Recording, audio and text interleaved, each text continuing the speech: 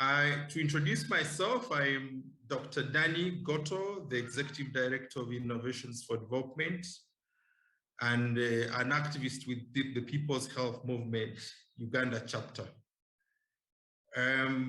We have organized a series of webinars, us together with the People's Health Movement Uganda and the Kampala Initiative since mid this year to focus on decolonizing health in Africa.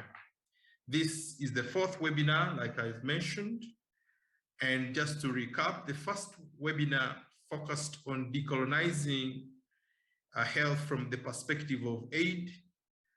The second one looked at decolonizing health from the perspective of the human resources for health. The last webinar was on decolonizing health from the perspective of, I'm forgetting.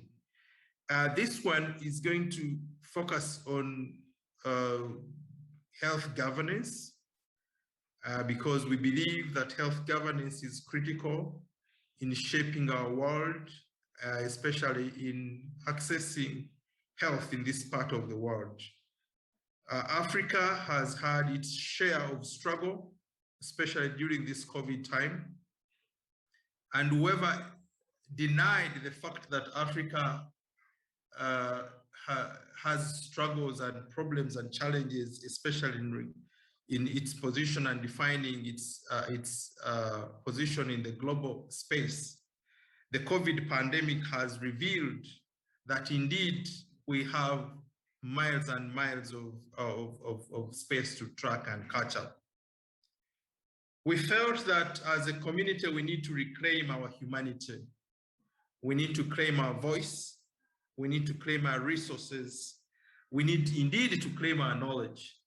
We need to address the historical injustices that are still permeating in our societies today, defining and determining how long some of our colleagues live or die.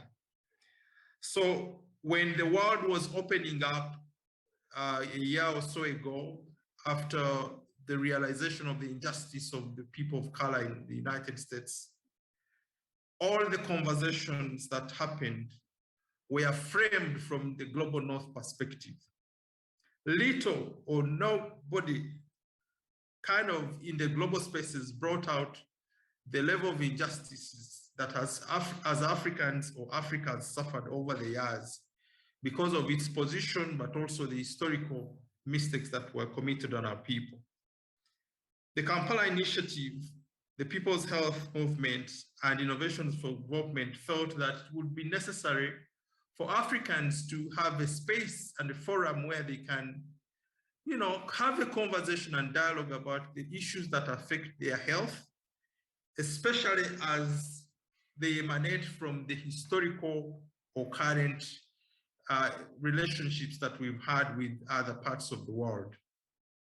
So that gave rise to the framing of decolonizing health in Africa, and members felt that different themes can provide insights into our perspectives, our feeling and expressions of the future that we desire. So I want to commend those that have been with us since we started. And indeed, this is not to say that we're a closed network as PHM, as the Kampala Initiative. We are looking out to have as many as more partners that can join us, even in determining and framing the conversations that we shall have in the future. I must acknowledge, as I said, the partners that have been with us and the organizing team, composed of very many people, but most profoundly people from those agencies that we have. I also want to make a little bit of an announcement. The Kampala Initiative, in the same regard, is also moving forward under the Track Change Initiative, which is trying to create a consultative understanding of the narrative of aid, is conducting a series of webinars, or we will conduct a series of webinars, but there is also an online survey that is trying to collective views from Africa about reimagining the narrative of aid. As you know, aid is still a tool that has been used and is continuing to be used as to determine how Africans or African countries should behave or conduct themselves. I think the COVID testament is clear that with the absence of vaccines, aid continues to be the solution in many parts of Africa. So if you follow the link provided, you'll be able to provide your perspective of what the narrative should be like. We are trying to kind of think for the future. How should aid or development assistance be structured? How the naming or framing should be, and what the voices of Africans should be in defining what and how they should relate with development assistance. So if you look on that announcement, Uganda renaming aid is on the 2nd of November. Nigeria is on the 9th of November. Benin, which is the French speaking, will be on the 16th November. And we'll also have a global space where on the 30th of November, where people can join in and have their take. We felt that Eastern Africa and Southern Africa can join any of those, English speaking, which is in Uganda and Nigeria, and then French speaking, which will be Benin, and then all of us can join the global webinar. With that, I want to thank everyone and move forward to introduce the moderator for today. But before the moderator, I have done my 5 minutes preamble, and the moderator will take over. The moderator is Clara. Clara Foon is a researcher at the University of Antwerp in Belgium. If you Googled her name, you will find interesting articles on decolonization. And she's been part of the discourse since we started, and she continues to really shape the conversations of decoloniality, especially from the context of Africa. She's in Belgium, and I think that gives her a vantage point to understand as an African how the old and new relationships continue to frame Africa's position in the world. Clara, I hand over to you as the moderator, and I welcome everyone. Thank you so much. Hi, I don't know if you can hear me, but I'm just having a little bit of a problem at the moment. I can hear you loud and clear. Okay, just give me a minute. I'm trying to fix my camera, and then I will turn on my screen. Yes, yes. Thank you so much.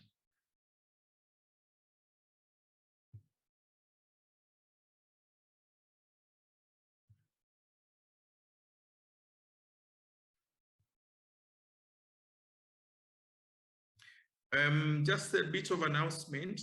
All the previous recordings of the webinar, we're going to post the link on the YouTube where you can go in and listen, so that you keep track of what we have been having conversation with in the past. Thank you so much.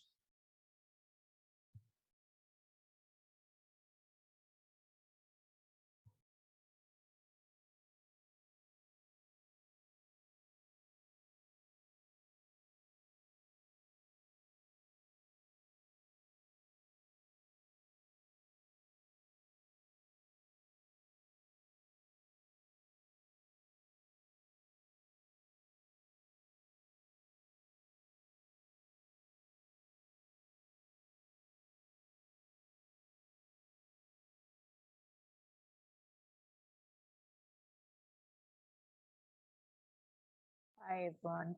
I apologize for the delay. It's what usually happens when you think you're ready and then you go to turn on the camera and it doesn't work. Anyway, here we are. Thank you for joining us again for this webinar. I'm really I'm excited to be back here. We've had a few webinars over the last few months, as Danny was talking about.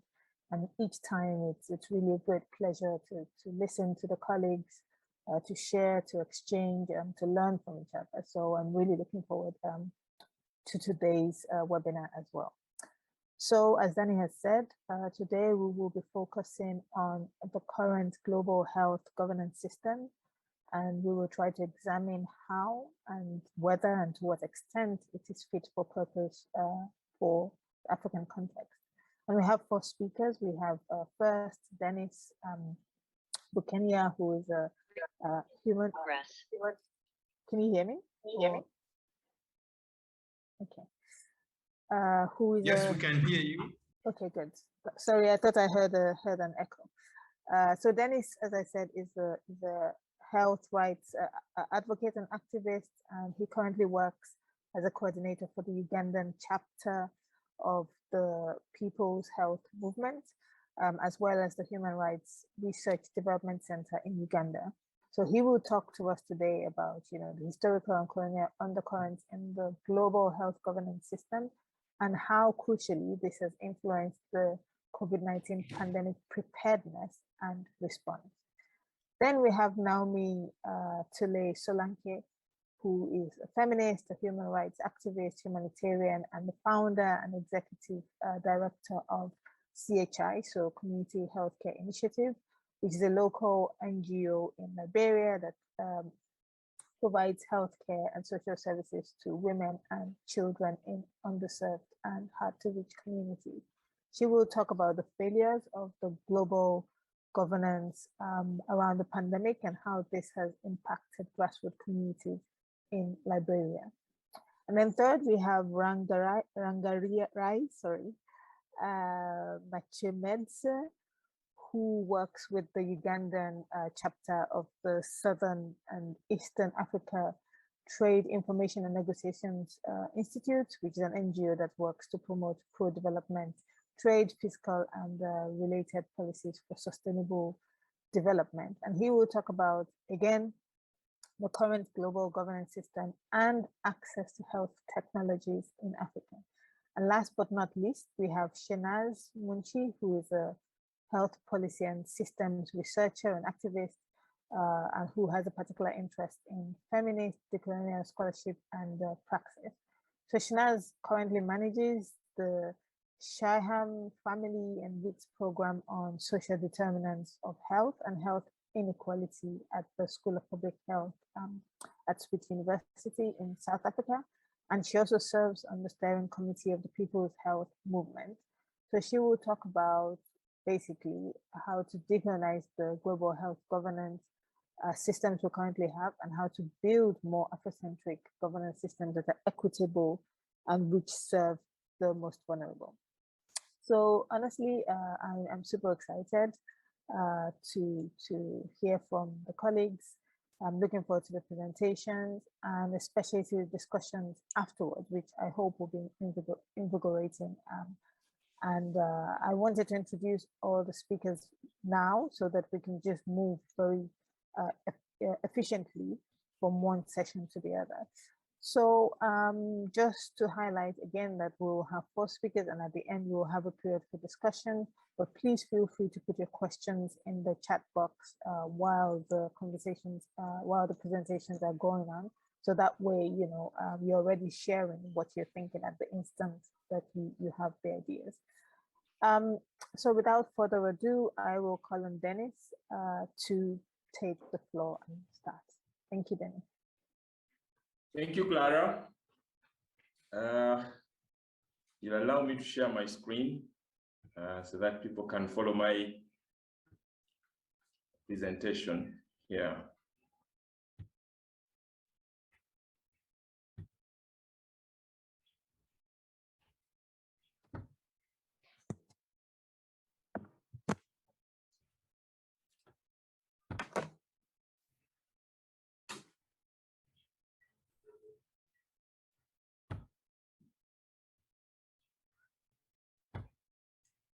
Okay, thank you, Clara. Good afternoon, good morning, and good evening, everyone who is listening.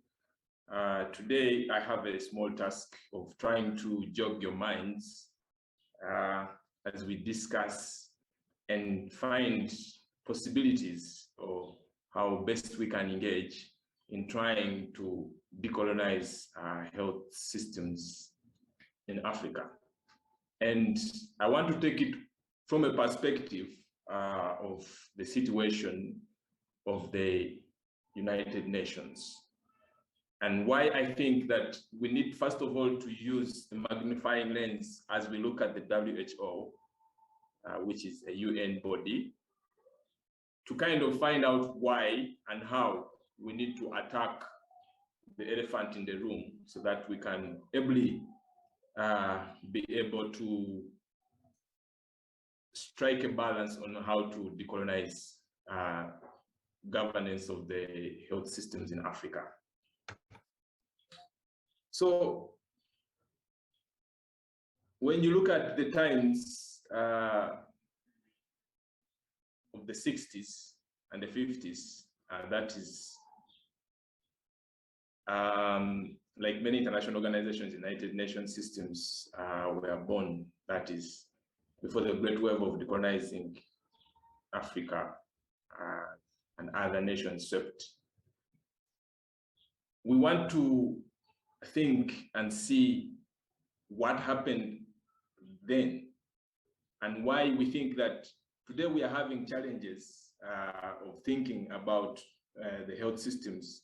But of course, we know that the governance of these health systems in Africa and other underdeveloped countries really emanates from the governance at the global. So in the 1970s, post-colonial states began to see WHO as an avenue for pursuing claims for a more just international and economic order. And I think it was in 1978 when we had the Alma Ata, which I will now refer to as the Almaty, that is in Kazakhstan, where the Third World and the communist member states pushed through a World Assembly declaration calling for health for all as an agenda.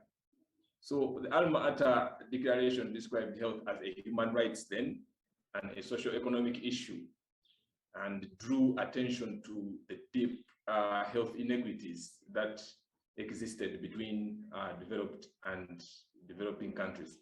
So this really got a lot of challenges as an ideology, and that is where now we started to have the former colonizers becoming smarter than probably many of these nations that had managed to get their independence. You know, so that although the declaration was signed, they were deeply concerned about the potential distribution demands. Of course, you know how much power they had to lose by trying to balance the equation of creating equity. So consequently, WHO was largely defunded. I think that was the biggest strategy. You know, when you look at the United States and the Western Europe, how they are the big players when you talk about the WHO, and of course, so the WHO by all standards has to play by their whims. So the majority of health aid for developing countries was again now rerouted through World Bank and of course IMF, where you would have them now growing structural adjustment, growing the structural adjustment agenda. So the WHO is operational budget. For instance, if you want to see how it is really being disturbing, has now been cut to almost 5.6 billion. And by comparison, when you look at the budget, the federal budget of Australia, it is just in 2019, it was almost 120 billion, and that is without talking about the including the bigger state budget in as far as health is concerned. So this, of course, limited the capacity of the WHO as well as it's being responsive to its main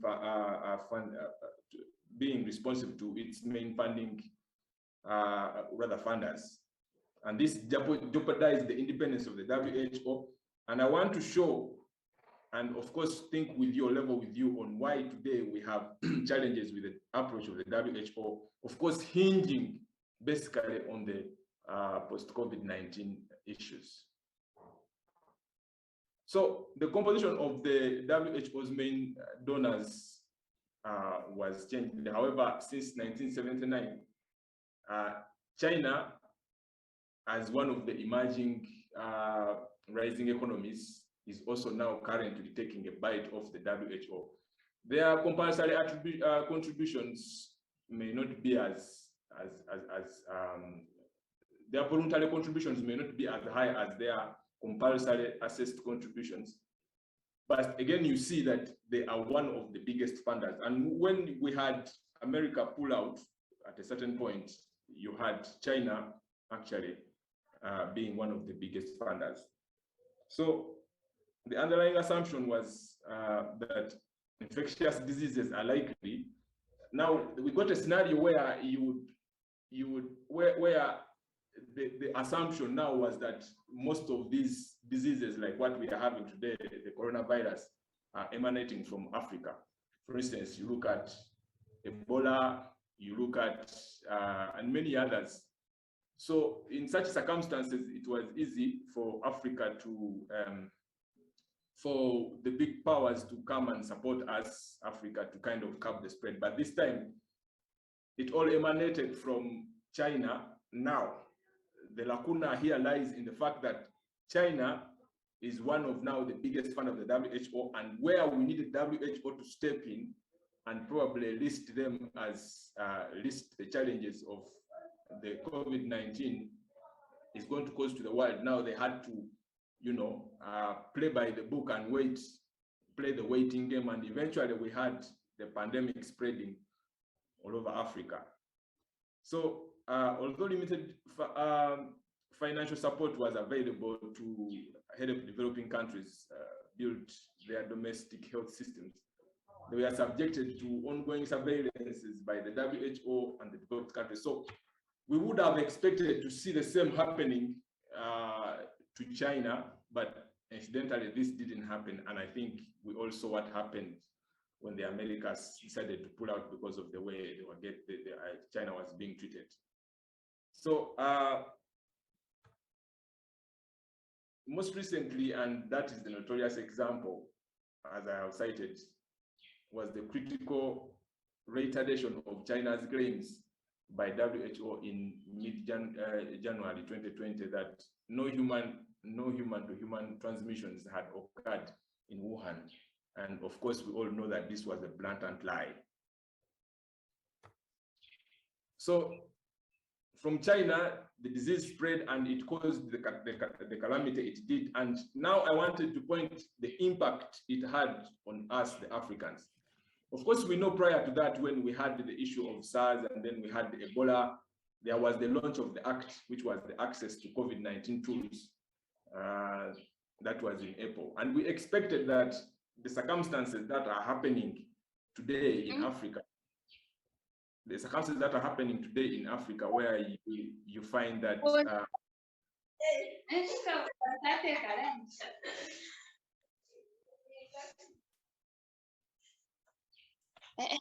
okay, so we expected that here there would be collaboration in terms of coming up with diagnostic treatment and the vaccination itself. But again, here now we start to see how the COVAX, the COVID-19 vaccine global access, starting to disappoint Africa. And then we are saying that if this could work, there would be equitable access to COVID-19 vaccines, critical to low and middle income countries, as you all know.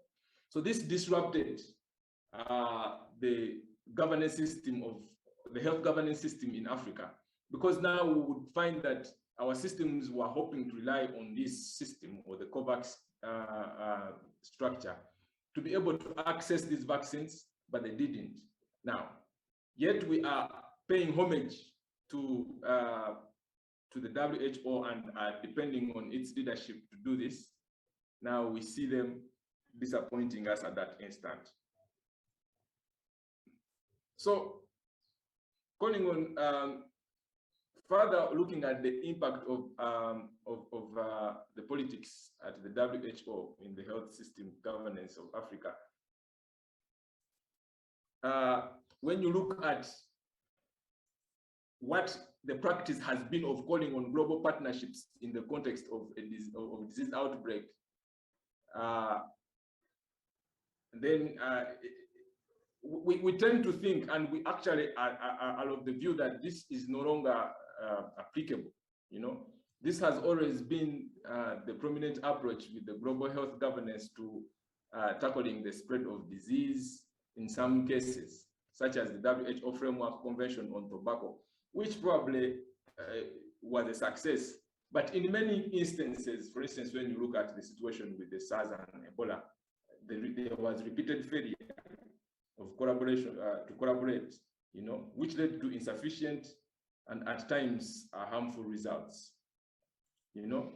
So now looking at this from a smoking screen of the global inequities in developing countries in Africa, we see a widening gap in allocation of resources to prevention and treatment of COVID-19, you know. So we agree, or you will agree with me, that there is a need to carefully examine the lessons learned, that is both the good and the bad, when you talk about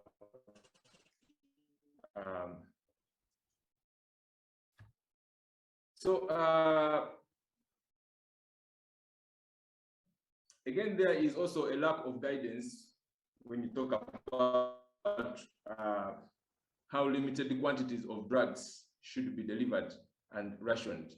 And this we saw when there was a surge of the Ebola crisis in the in West Africa, where you would have international support staff getting different medication from the health workers who are working with these international support staff on Ebola. And then so the crisis should have demonstrated to African nations the need for funding health systems to grow their fragile capacities for rapid response to emergencies and long-term capacity building for infrastructure. And again, when you talk about the health workforce and the increased healthcare funding.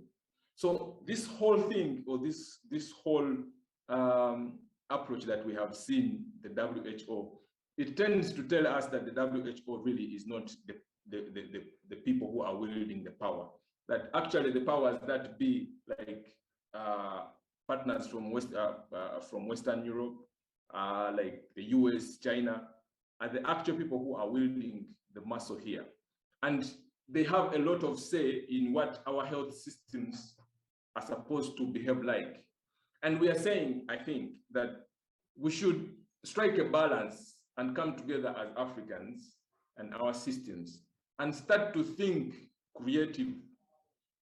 How do we work together, for instance, in this challenge of the pandemic, to start accessing vaccines?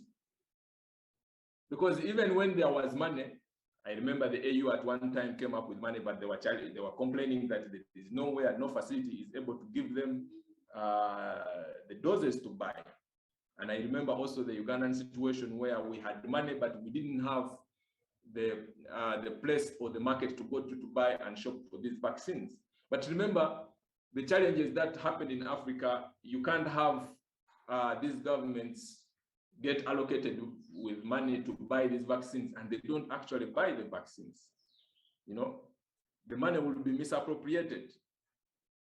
So I think it would have been at this point that Africa would have been awakened to realize that we now need to find our own approaches. One, by decolonizing ourselves from these rhetorics, mainly of the WHO, who have failed to actually regulate, and finding our own balance by coming together as Africans, maybe, or as our governments also put themselves together to start to create an ambience or an environment for them to innovate for their people.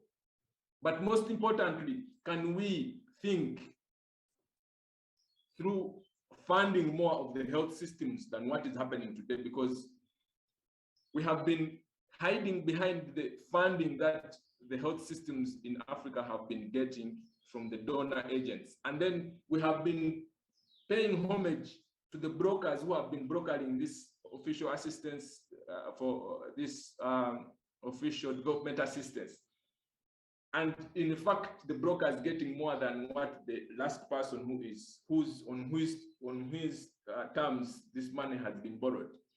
And even the borrowed money goes on to debt, which again, our children and their children are supposed to pay. So this kind of vicious circle of coloniality that we are seeing today, I think now is the time for us to sit and start to think, how do we better approach this? How do we better our health systems to be able to sustain themselves so that we can now stand on our 2 feet and not try to cry for, and not keep crying for donor support to be able to deal with our challenges. Yes, that if the donor support is coming through, can we have a say on where we want it to be and how we want it to be spent? And can we make our leaders accountable to these donations, that if we are taking this money, we have a say in it, actually we have okayed it, and we know we can pay, not just getting the money because you know somebody else will pay, not you. So global health, in conclusion, the global systems for addressing infectious disease outbreaks that emerged before COVID-19 were clearly colonial and not fit for purpose. You'll all agree with me. Despite the turn away from global governance in recent years, there is no escaping the need for decolonizing health systems in Africa and develop more durable, equitable, and better funded forms of cross-border cooperation to address the ever-present threats of pandemics. And I think for us, a good place to start would be going back to the alma mater, yeah, and its demand for health for all, and what it was in the 70s. But you all know that still the brokers are trying as much as possible, the brokers of aid in Africa are trying as much as possible to change that narrative. And even when we go back to the alma mater, they want to start to play around with primary health care that we so badly need in Africa, because it is going to bring about prevention, and yet they are looking at cure, because with the cure, they make more money. So I know I can't end this presentation by saying that there is nothing that we have seen happening in issues of trying to decolonize health systems in Africa. Yes, there is something. And I want to borrow the words of Henry David Thoreau when he said that if you have built castles in the air, like we are trying now to argue and discuss ways of approaching the narrative of coloniality, that your work need not to be lost. That is where they should be. Now put the foundation under them. So we have castles. I'm just calling upon all of you on this webinar that we start to work towards building a foundation for our castles that we are building in the air.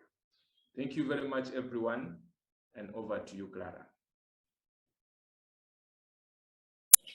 Thank you very much, Dennis. And yes, that was a great beginning to the webinar. And of course, it's good to start reflecting on some of the things that you said. Without further ado, I will move on to Naomi. If you can take the floor, please, so that we have as much time as possible at the end for the discussions. Naomi, over to you.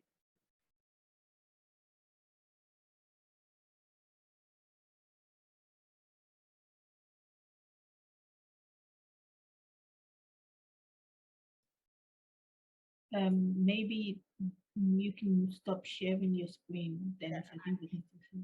I need to start sharing my screen, so I think I need to save something. Let me try again. Technology, you want to show yourself. And Dennis, you need to stop sharing your screen so that now we can perhaps start. Thank you. Okay, let me see if I can try again. Let me go a second try. Share screen. You cannot share screen while the other participant is sharing. I cannot share my screen currently. Dennis, do you mind stopping the screen share, please. I think Naomi will not be able to share her screen as long as Okay, I'm stopping. Sorry. Oh, that's okay. Thank you. Okay.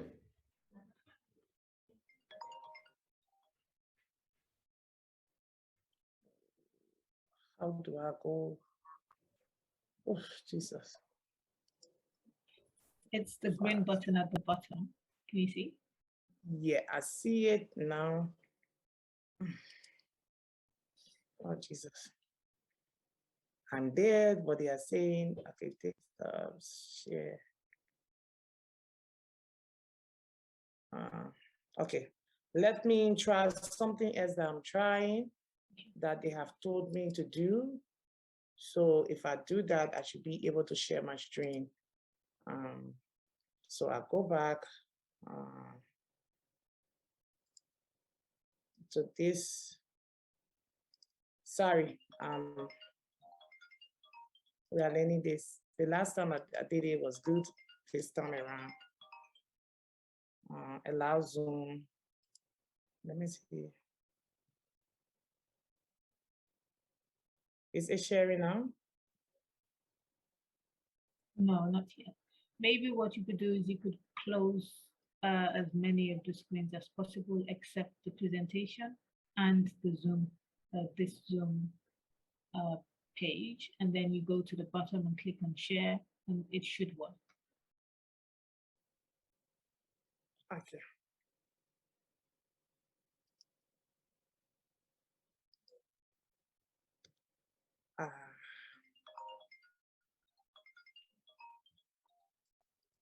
Tried. Share. So they are saying desktop, right? There where I go to. And I say share. But now, Naomi, could you share me the presentation so that I can project it from here? Okay, maybe that could be better. Let me do that. I think it's a map book, so they're telling me to go into the system and do something else. I haven't used my desktop on this thing before. So I send you the email right now.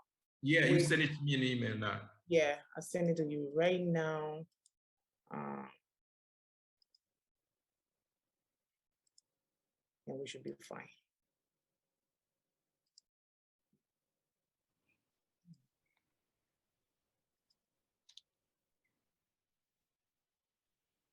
And may I ask the participants to please mute yourselves if we're not presenting yet or talking, just to avoid echoes and interruptions. Thank you.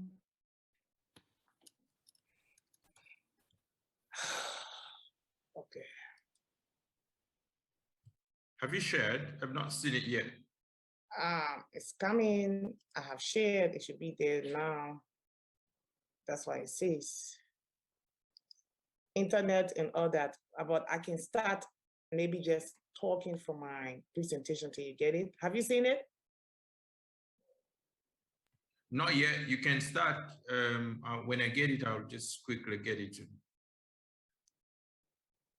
Yeah, they say send. Okay. Good morning, everybody. Apologies, it's technology, it's part of it. We need to decolonize technology. However, I'm happy to be here. I will have been introduced. So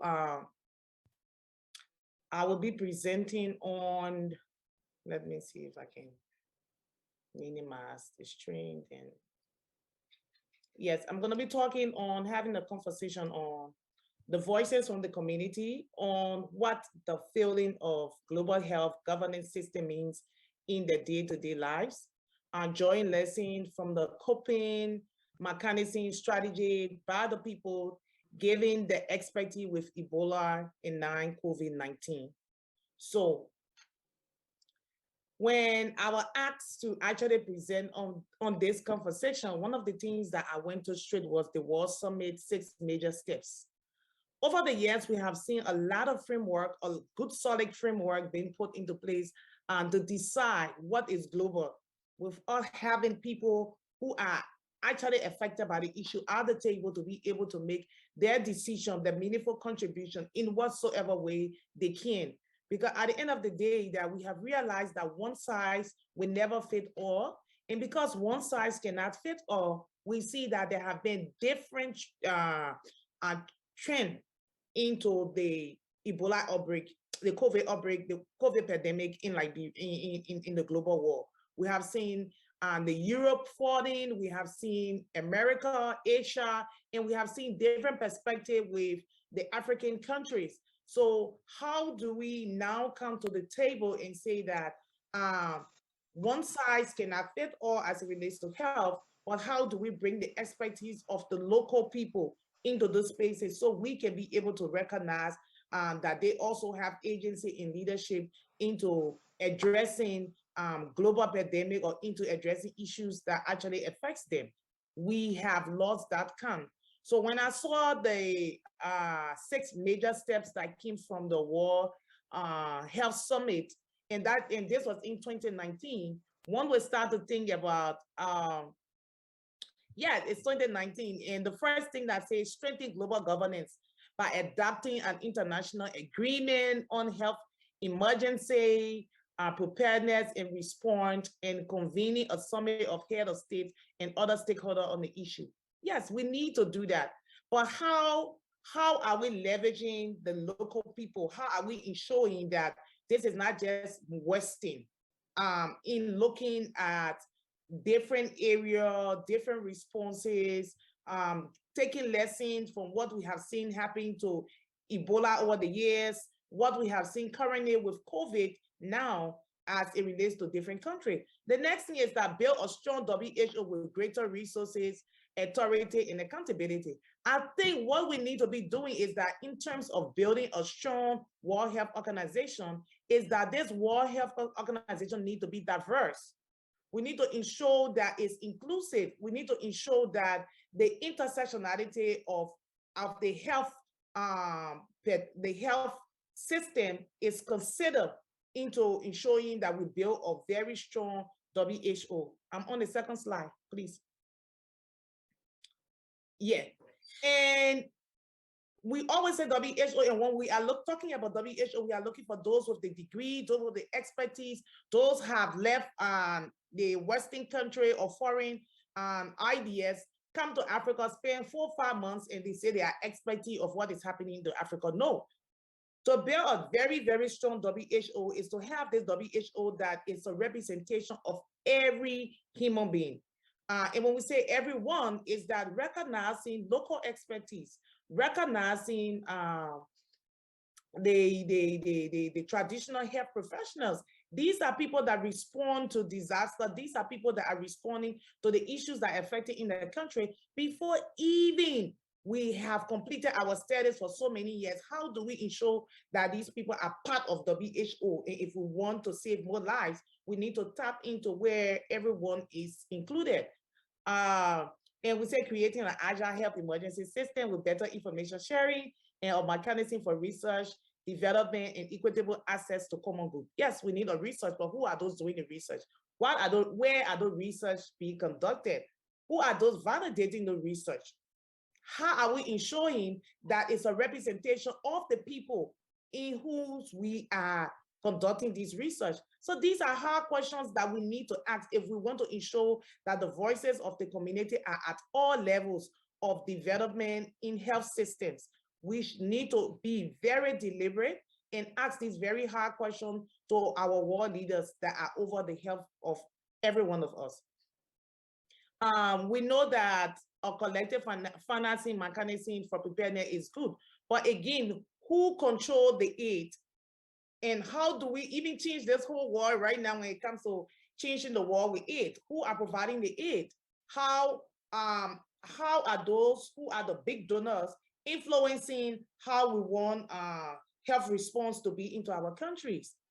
How are we pushing our local government to ensure that it's a collective idea in ensuring that we save more life and prevent further pandemic, like we are saying?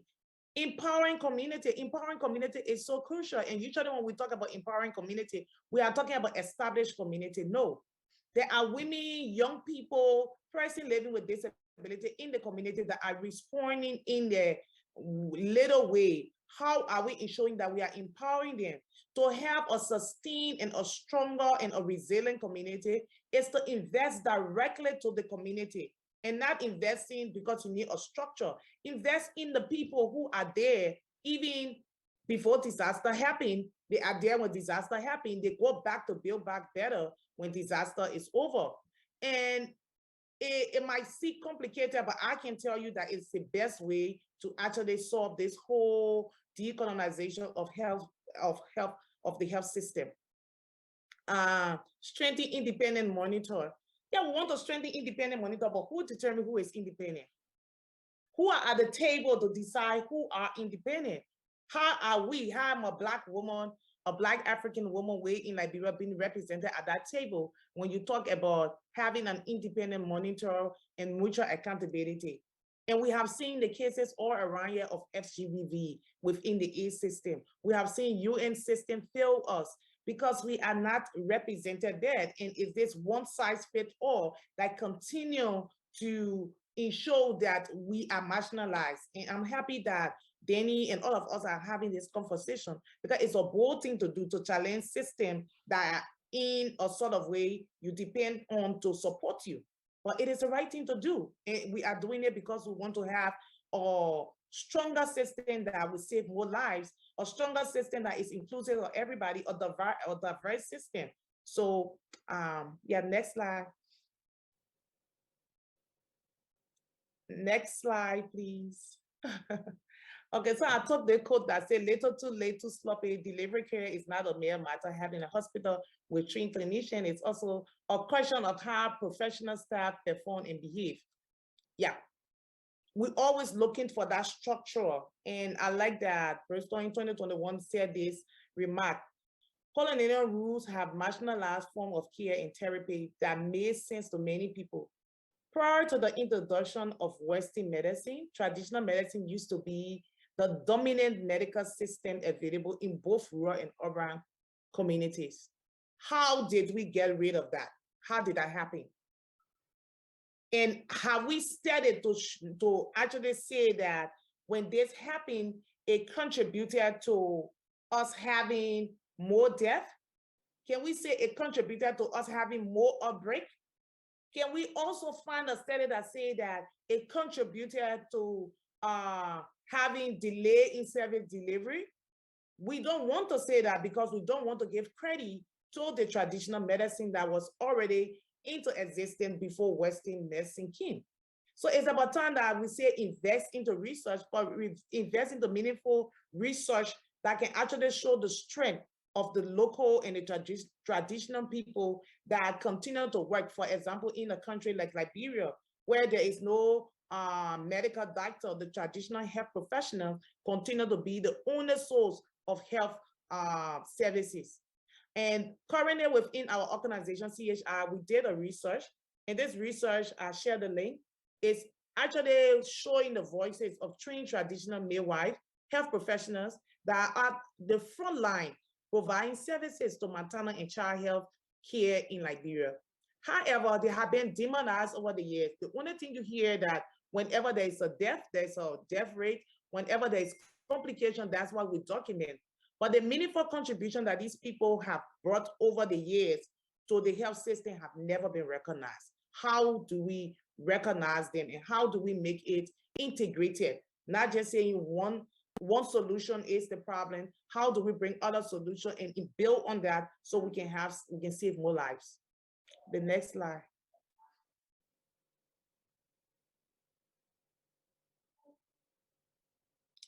Okay, so these are a few points that I put on in how do we acknowledge, how do we decolonize health?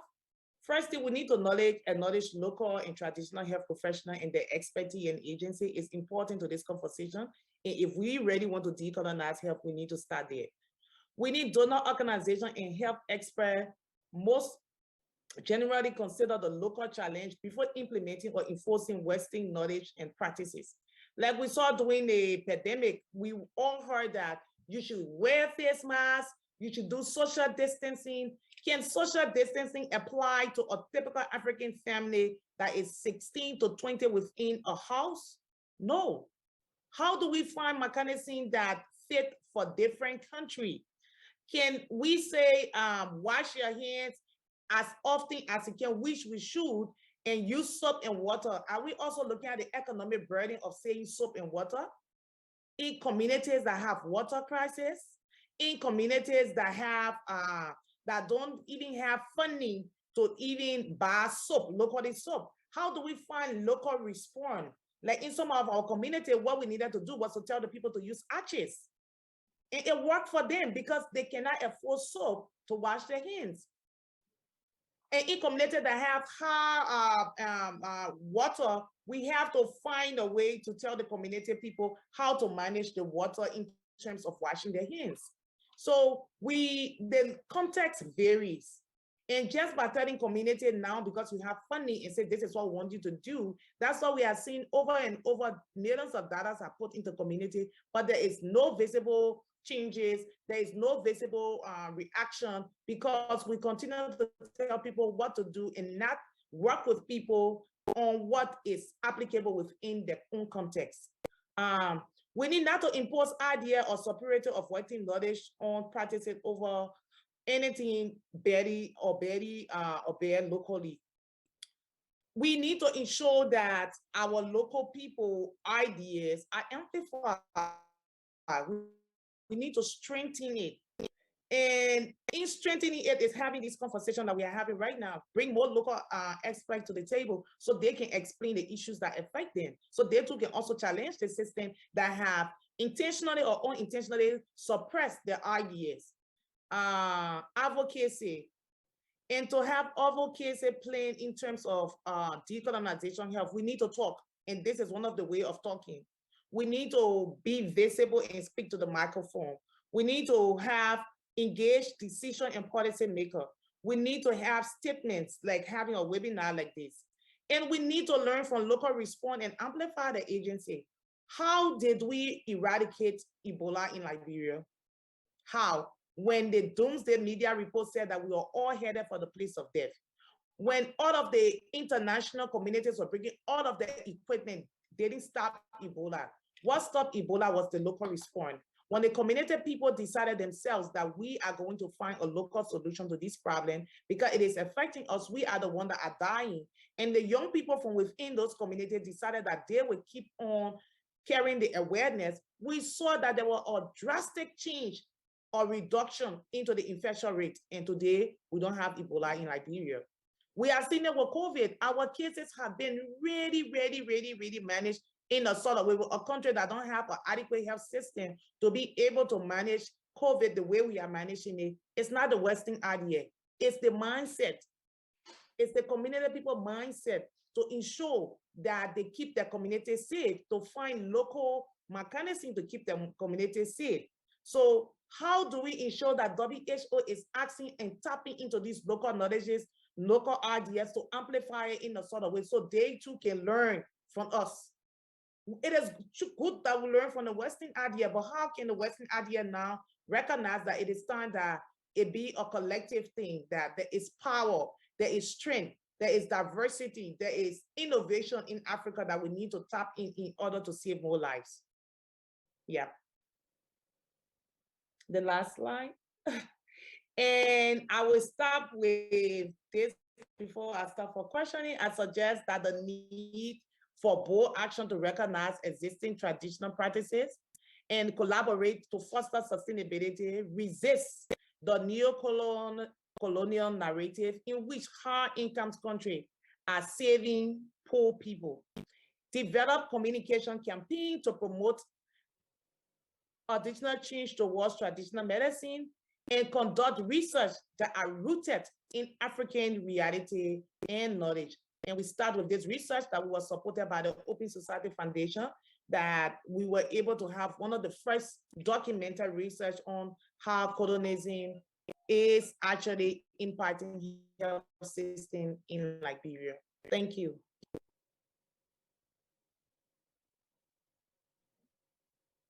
Thank you very much for such a passionate. I'm glad we got there in the end because it was really great to listen to you. And we already have some comments, questions, relating to some of the things that you said, relating also to some of the things that Dennis has also said. I think we'll move on to our next presenter, who is, I'm just going to check who is on my list here. Yes, it's Rangarerai. I hope I'm pronouncing your name all right. But before that, I would just like to ask people to keep, please, asking questions or making comments. Like some of the comments we've got so far have been really interesting, and they're going to form the basis of the discussion that we'll have later. So please do put your questions and your comments in the chat box. So I hand over to you, Rangarerai. Over to you.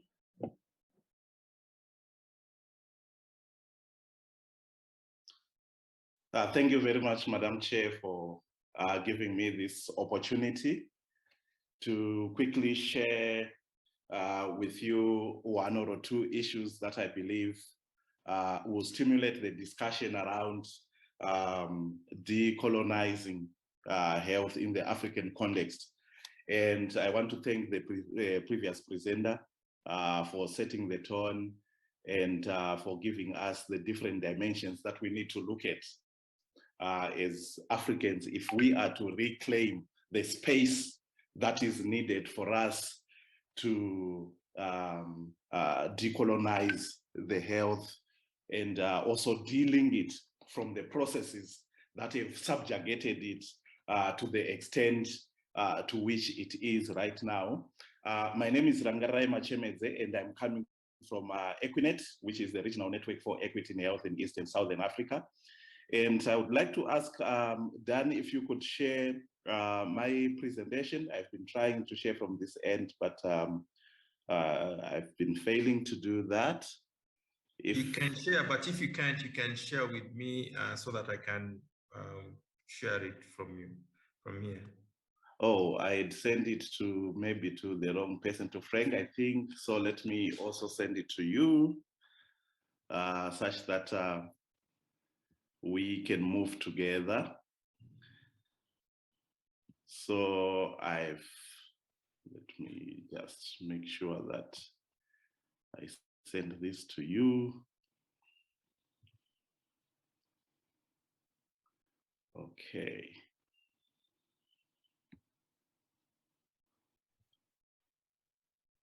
And my apologies for this. We should have done this a while ago, but I'm sure this should be fine. So Danny, if you could just check your email. I've just shared, just check your Gmail. I've just shared my presentation. Yeah, I think it is still in Bulawayo, but on its way. I hope in New York, you know, the route is to go via the United States of America. Okay. It is still stuck in New York, but coming.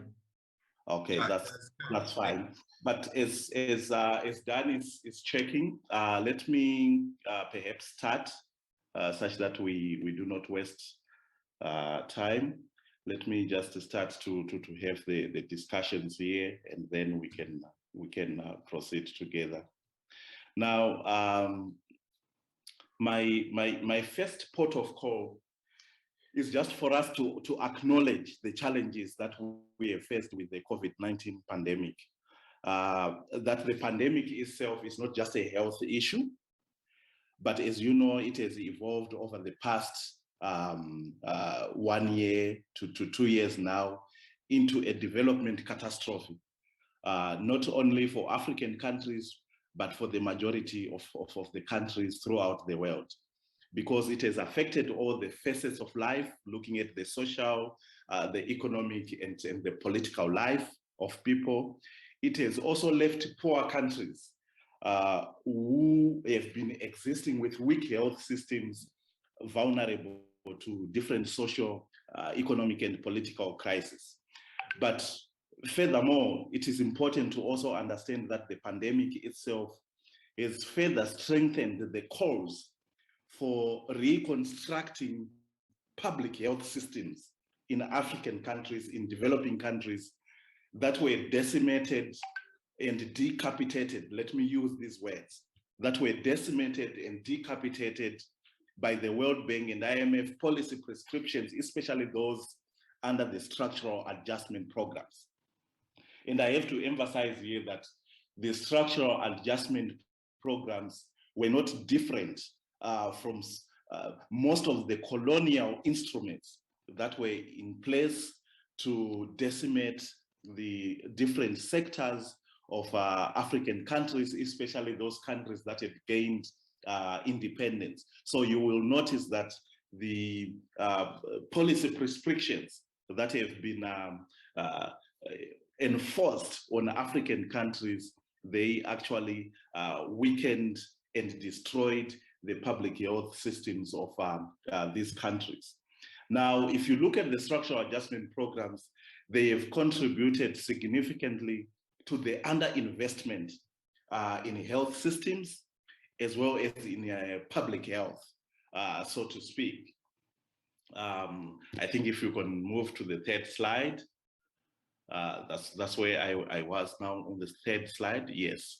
So as I was saying, these contributed significantly to the underinvestment in health systems and public health, because we were told that with the neoliberal policies of liberalization, of privatization, deregulation, cuts in government expenditure, especially through the reduction of the civil service, including the health workers, we were told that if we were to implement these, then we would see development in the African context. Yet, these policies, they actually led to the difference, actually to the opposite of what they were supposed to achieve. So the connotations were for development, but the denotations were for underdevelopment, if we are to speak that kind of language.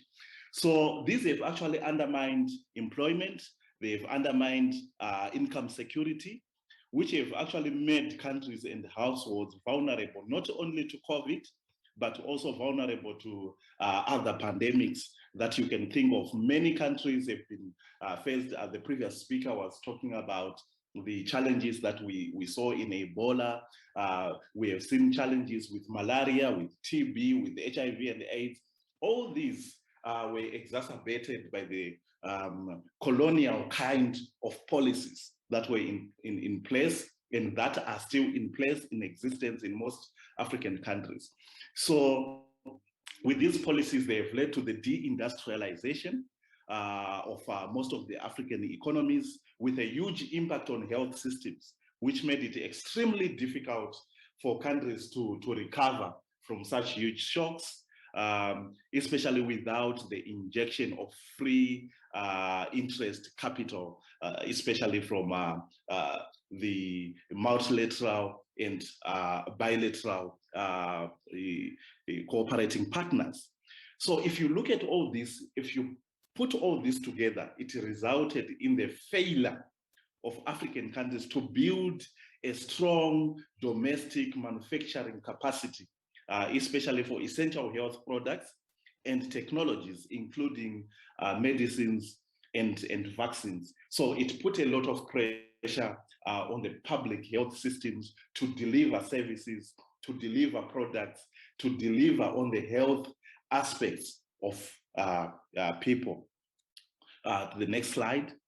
So as I'm talking about the structural adjustment programs, you will find that even with these institutions, the IMF, the World Bank, with the power which they wield, they still wielded it, they still wield it within the African economies. They came up with new tools, especially financing tools. I think you have heard about performance-based financing. There are some forms of social or community insurance, the issues of emergency loans, you know, just new tools that have been emerging or coming out of these institutions.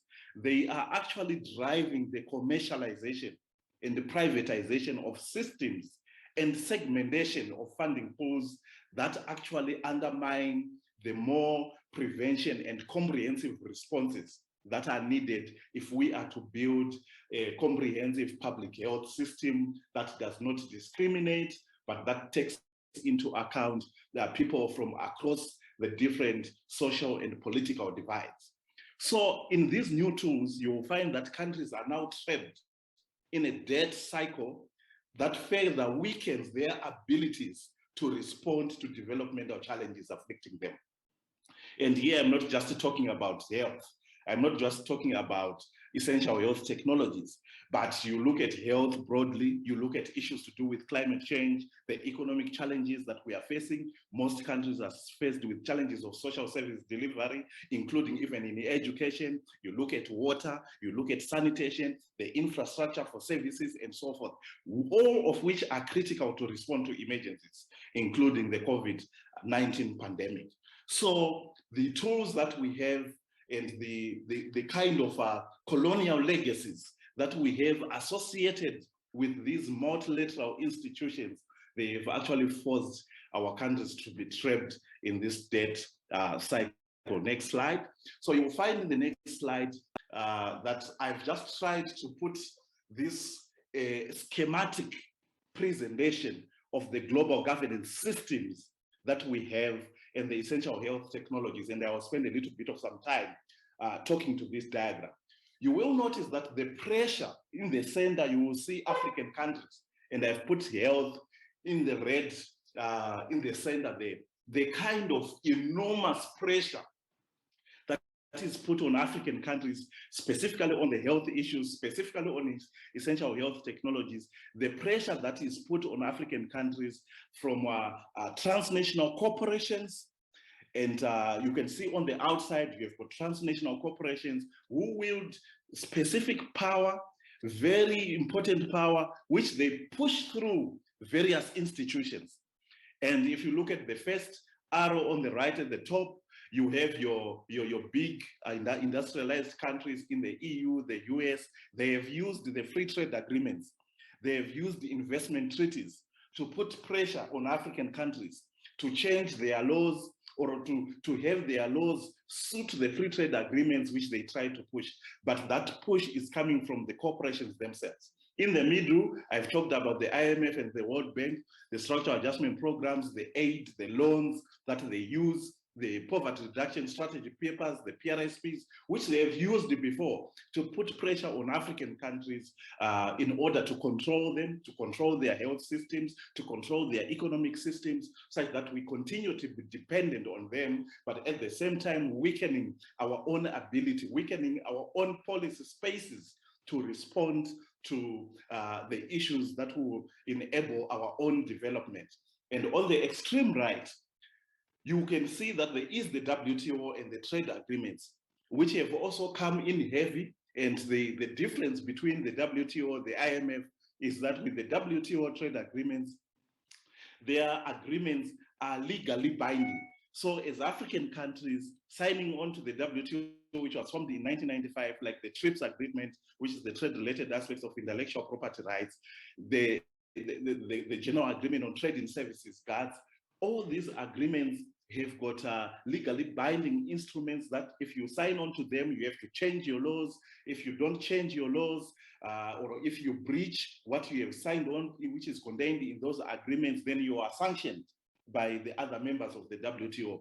But who is the power behind all these institutions? Who is the power behind the WTO? For example, the TRIPS agreement.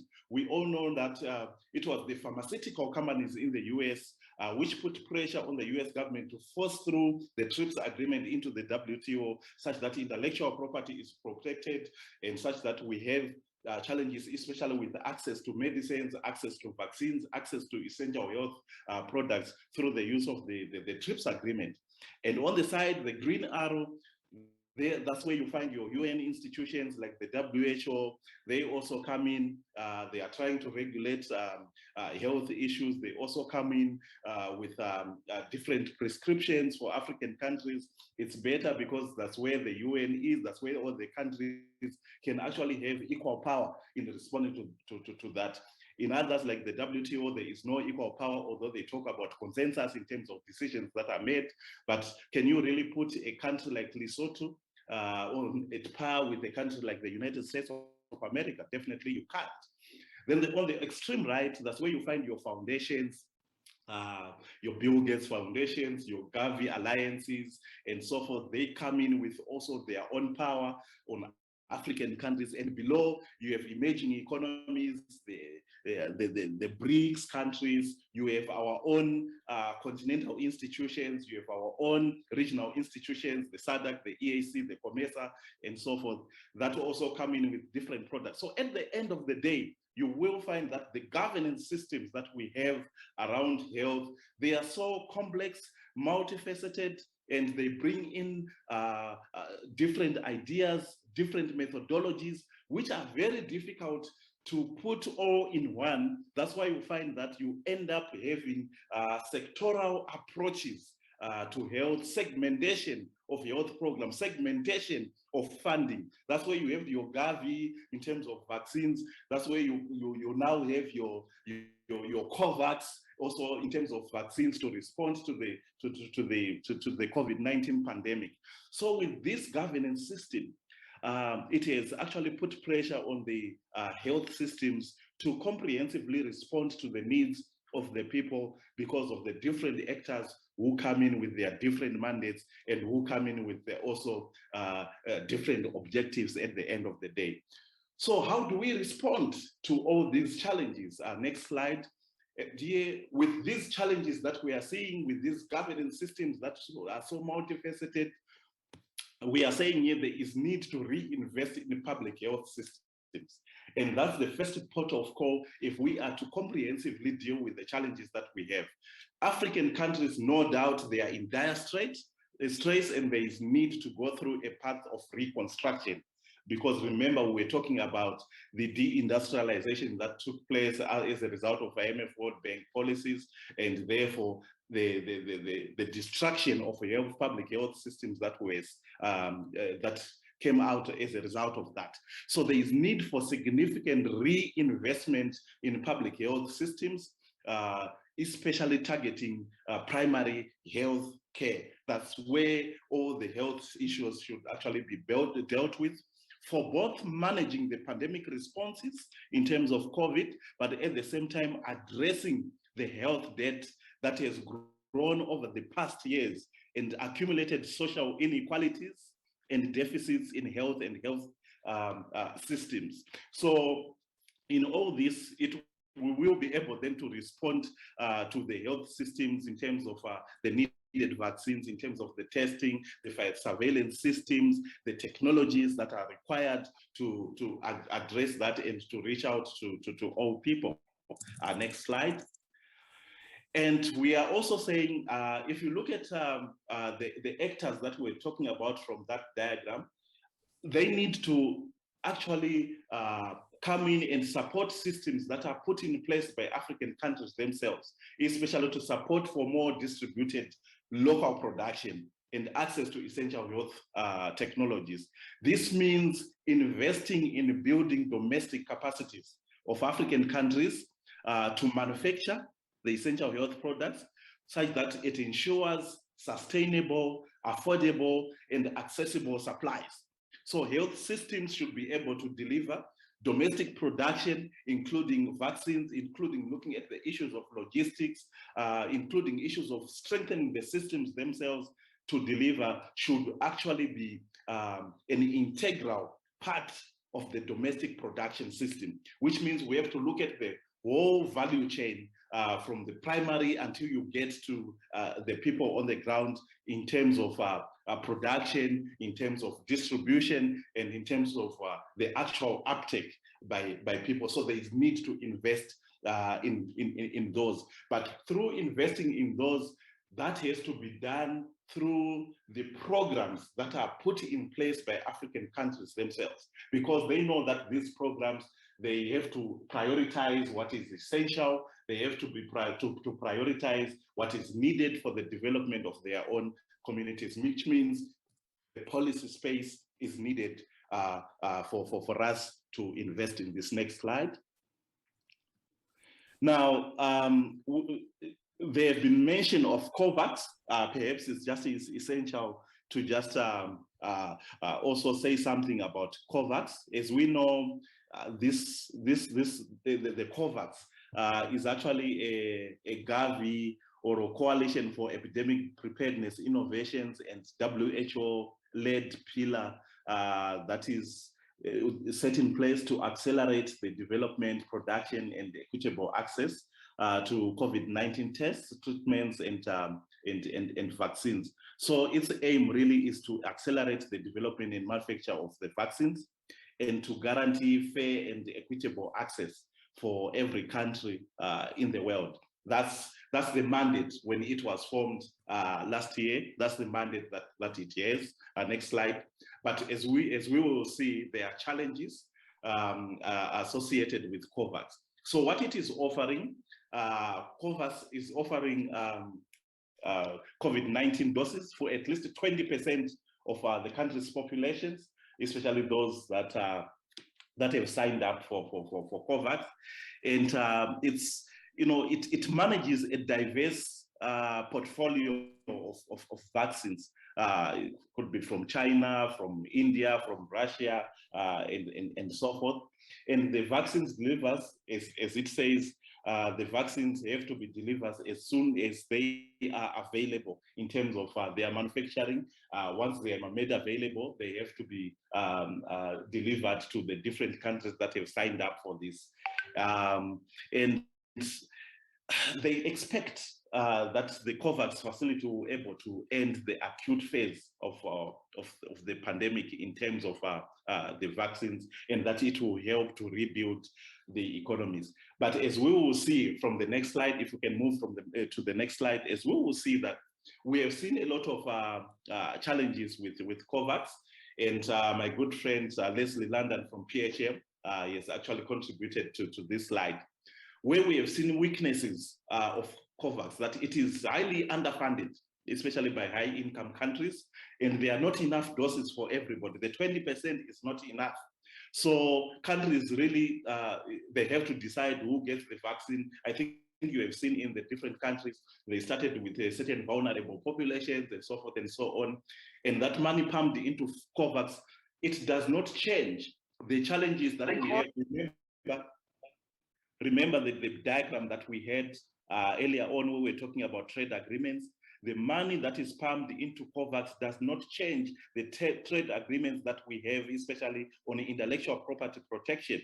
So big pharmaceutical companies, they still maintain patents on the vaccines, they still maintain patents on other therapeutics. So the COVAX, it relies on the market.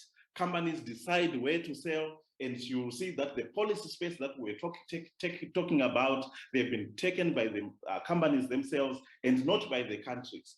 So there is no transparency, as well as we have seen with the COVAX facility. The pricing system is opaque and not fixed beforehand, and it does not stop the privatization of intellectual property, as you see from the TRIPS agreement. And it does not prevent countries from cutting deals, because countries can actually cut deals on their own, especially those that have got the funds. So there is a lot of corruption as well that you can talk about, and there is no guarantee that you will get the most suitable vaccine especially for your own conditions. So these are some of the challenges, the weaknesses that we find in the COVAX facility.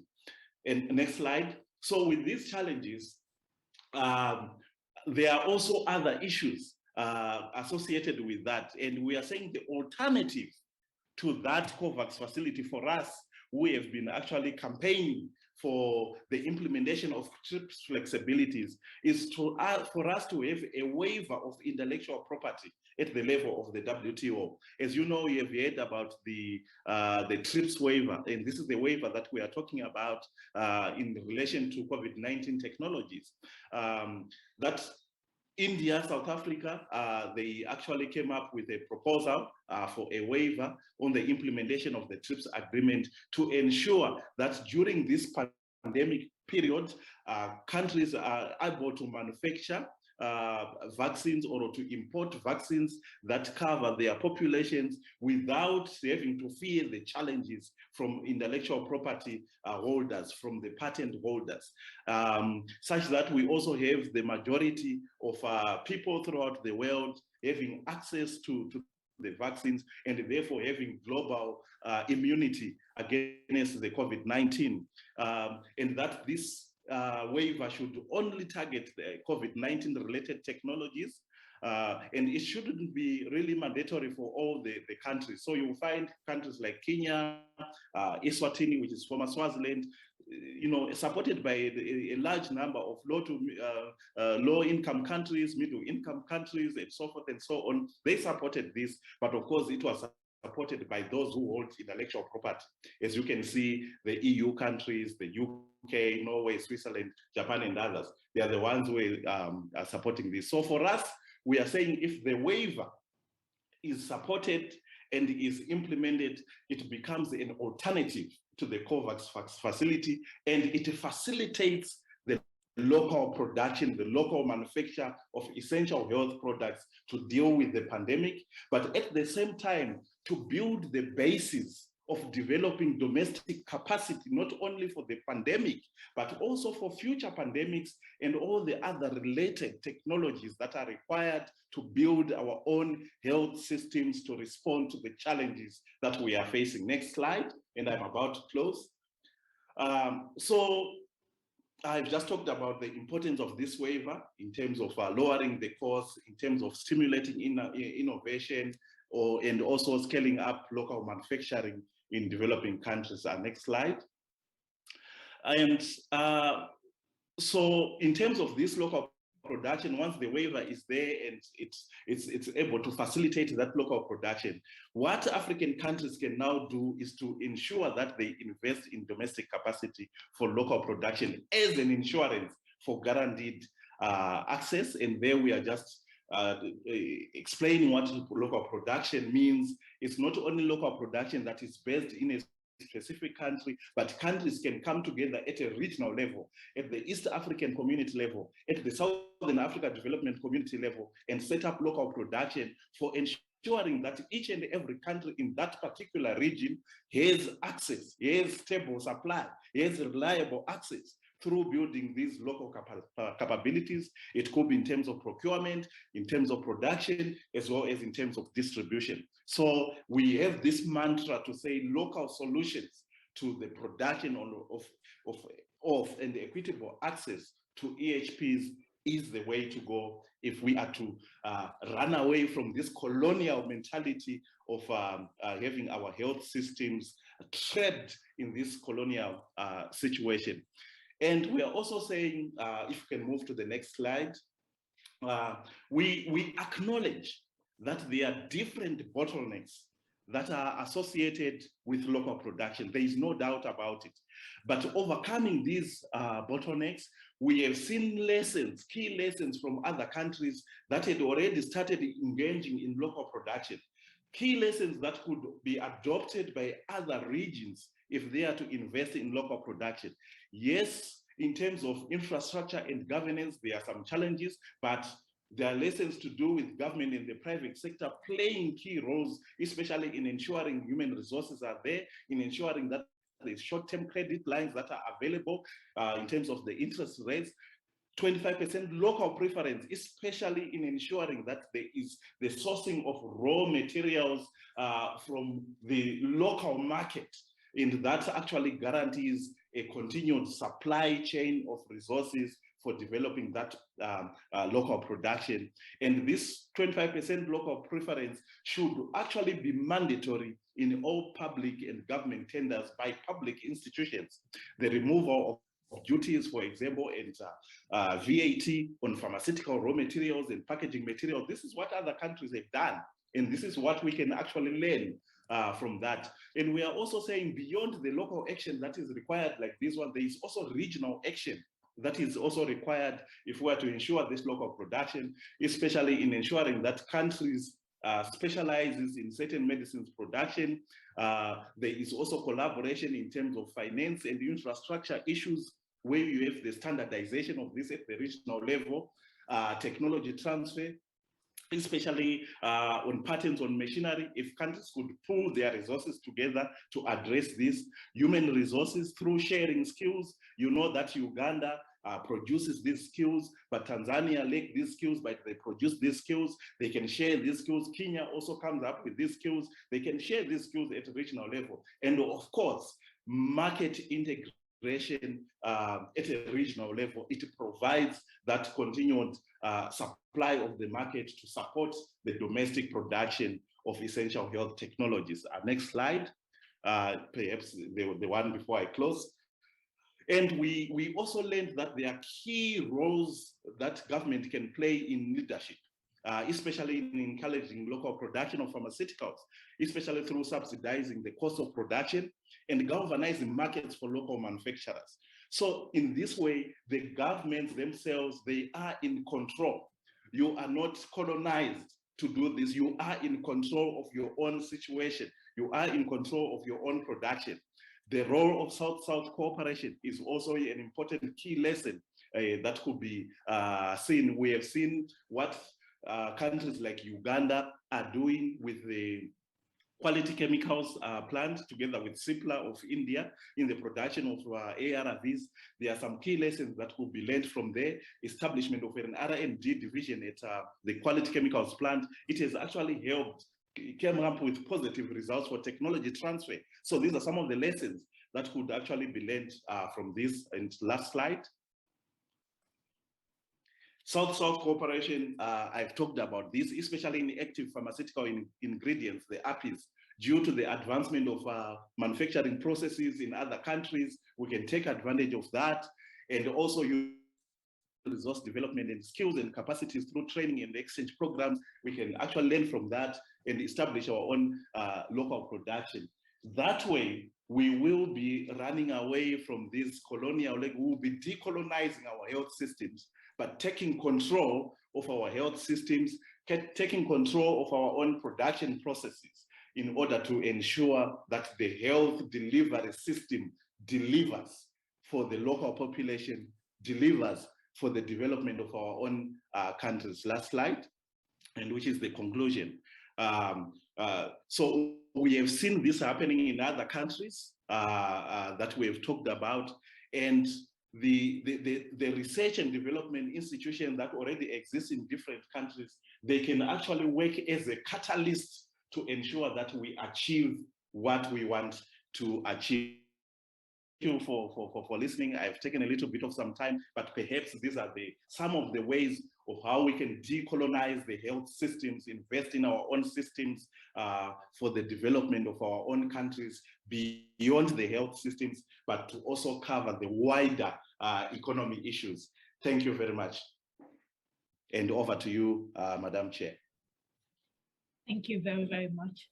It was interesting to hear you really bring it back to what we can do on the continent from a very, very practical perspective, and to relate it to some of the resources that already exist, and how we can apply those. So I will hand over now to Shinaz, and I guess you're going to then build up on what we've just heard and broaden it a bit more. Over to you, Shinaz.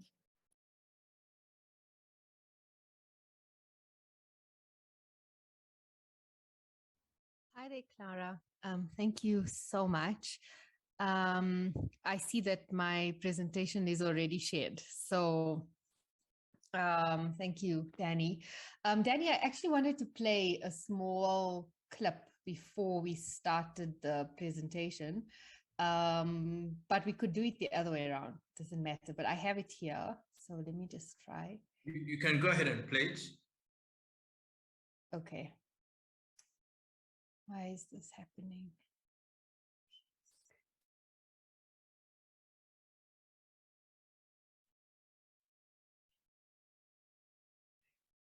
I just wanted to have a break from the talking and also to just ground us in some praxis. Okay, go ahead. I'll go ahead.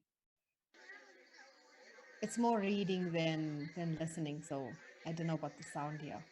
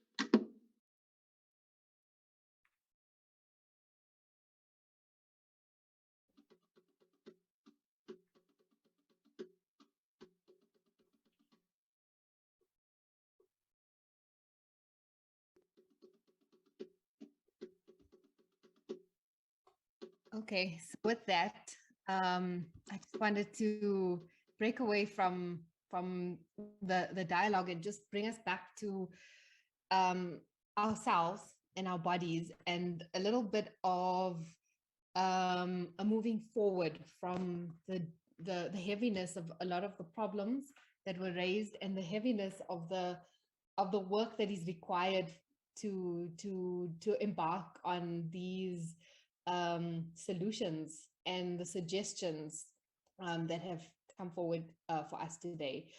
So it's really an honor and a privilege for me to speak here and to just be learning so much from the three previous speakers. I am not a decolonial scholar by studying by university degree or anything. It's just come to me through my own processes of learning. I'm also not a historian, so learning a lot about the history of health, global governance is a journey, and I feel that the speakers come from such diverse backgrounds, even from the community, and I feel that these four presentations together collectively are really quite inspiring, and I'm really hoping that I can bring together some perspective, given that I've been engaging a bit with the decolonial theory itself.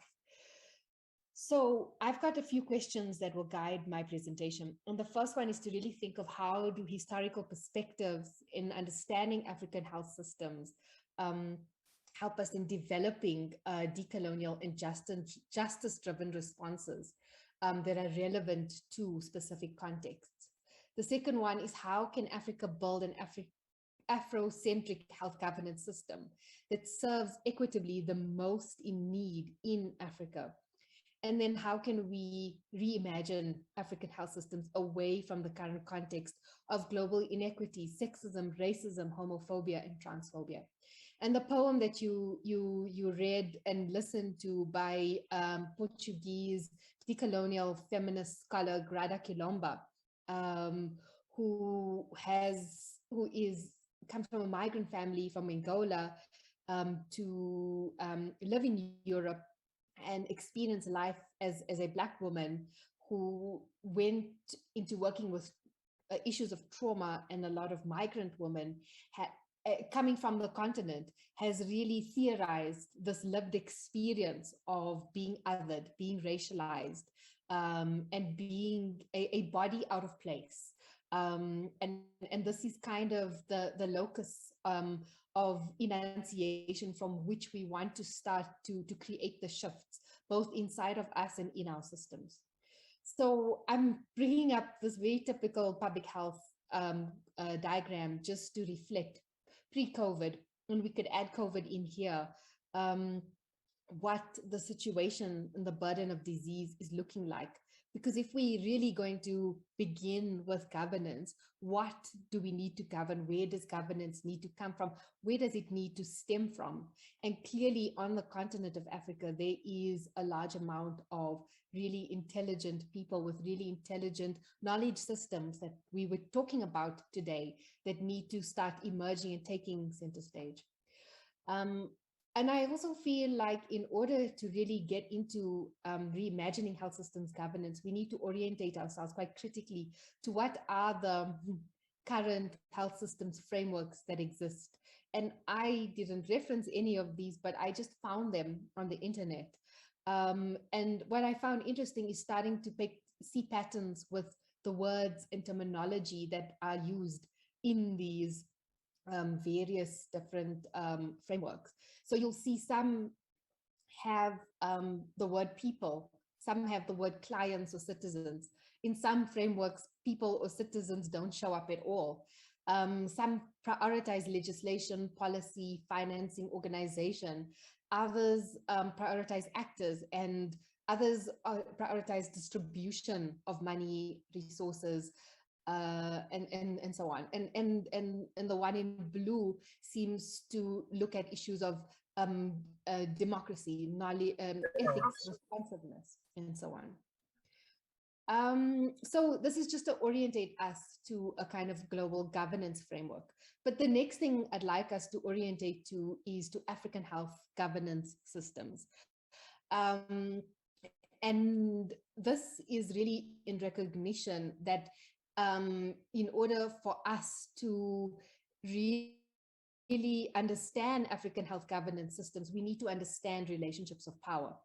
And really, it's the power between the colonizer and the colonized. So we want to look at colonial systems, representations of people, places, spaces, hegemonic systems, systems of dominance and subjugation, centers of power, the health system. And these represent the colonizer in our case, as well as the colonized, who are communities, cultures, beliefs, practices, people, and subjectivities. And this critical orientation is important because it seeks to understand that relationship. And it asks us to reflect, is this a relationship of domination, of dominance, which I think has been described plenty today? Or can we shift it over towards a praxis where the relationship is starting to embody a sense of resistance, but that we need to foreground politics, power, and positionality. And these politics power play out in health systems across different contexts. And I kind of have brought up some of the post-World War II UN institutions and monetary fund, but I really love the previous presenters, mapping of all the systems and with Africa in the center. But here you have all these systems, and I keep looking at these logos and I think, well, how many organizations are here? How many people are employed? How many of these people are living in the global north, benefiting from the salaries that come from, being an employee in these organizations? And really, why are our health systems not delivering on the care that we need?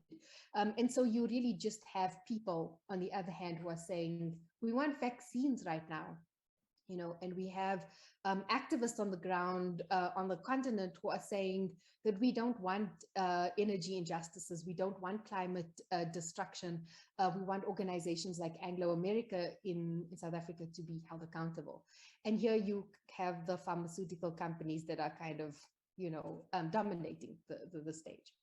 So I'm not going to go through these slides slowly because I think we're all aware, but I'd like to just take our 5 steps back to go forward. Because if we want to reimagine, we need to know how to utilize the terminologies carefully. And I keep picking up this image of this image of white men in colonial times who are treating this injured person. And Lance and myself, Lance from Africa Futures and myself were reflecting on this image by how the people in the background are silent, the people in the foreground are the carers and the people who are suturing this body, and it looks like quite a kind gesture. But if we really look at colonialism, it is a very complex power structure that has transformed people's way of life. It's an asymmetrical relationship between the colonizer and the colonized, the subject and the citizen, those who are human and those who are deemed non-human. And it doesn't just stop there at this kind of power relationship. It's an actual systematic economic dispossession project that involves the transfer of resources from those who are indigenous to those who are conquering and foreign. And if you look at this image, it actually just looks like a civilizing project. And I know in France, this idea of civilizing the African people into French ways is quite a big idea. But actually, what the civilizing project does is it hides the sinister motives that those who are healing this body have come in and dispossessed this land, that they have taken over the wealth, that they have delegitimized previous knowledge systems of how to heal and care for bodies. And it sort of makes it seem as if these are barbarians who've never known anything about healing, and here we are. So we have to know that our field is located in the roots of where these men live, where these men come from, in international medicine and in tropical medicine. And again, the importance, impact of, or the important knowledge that actually those men who came here, the impact that they have had on the continent remains with us despite the process of withdrawal of colonial rule. So many hundreds of years of oppression cannot simply be evaporated, you know. And so we have decolonial scholar Ramon Grossfugel remind us that we might have had the elimination of colonial administrations resulting in decolonization of the world, but over 450 years did not evaporate with the juridical, political decolonization of the periphery over the past 50 years. And he is quite clear that we continue to live under the same colonial matrix of power. And really, for us to reimagine, we need to start, observing, seeing, feeling, knowing where does this matrix of power really sit. So another way of describing this matrix of power is the term coloniality, which is this invisible power structure that sustains colonial relations of exploitation and domination long after direct colonization. And as Ndlovu Kacheri, Zimbabwean decolonial scholar, says, it's the condition that survives beyond the period of colonization. And while in this previous picture, we see the people in the background quite silenced, in this image, we have a British decolonial student and Rhodes University scholar actually using her agency to show that she is silenced. And this kind of experience derives from the South African Rhodes Miss War movement, which has now moved to other parts of the world. And as an example of how to resist, to disrupt, to stop a university, to make visible the unhappiness at being silenced, I think it's really something that in health, and as African decolonial scholars, as African decolonial activists and practitioners, we need to remember that the decolonial struggle is not necessarily going to be fun or easy. It actually might have to involve some sort of physical action and hopefully not violence, but perhaps it might require us to be quite a lot more active and a lot more resisting. And we need to develop tools to be able to start resisting in ways that will enable us to reclaim our humanity. Yeah. So going back to this matrix of power, it's really important to understand what it means, or what does it look like, and how is it organized. And so and that means naming things that are not usually named within our health system. And I've heard it being named in this particular webinar.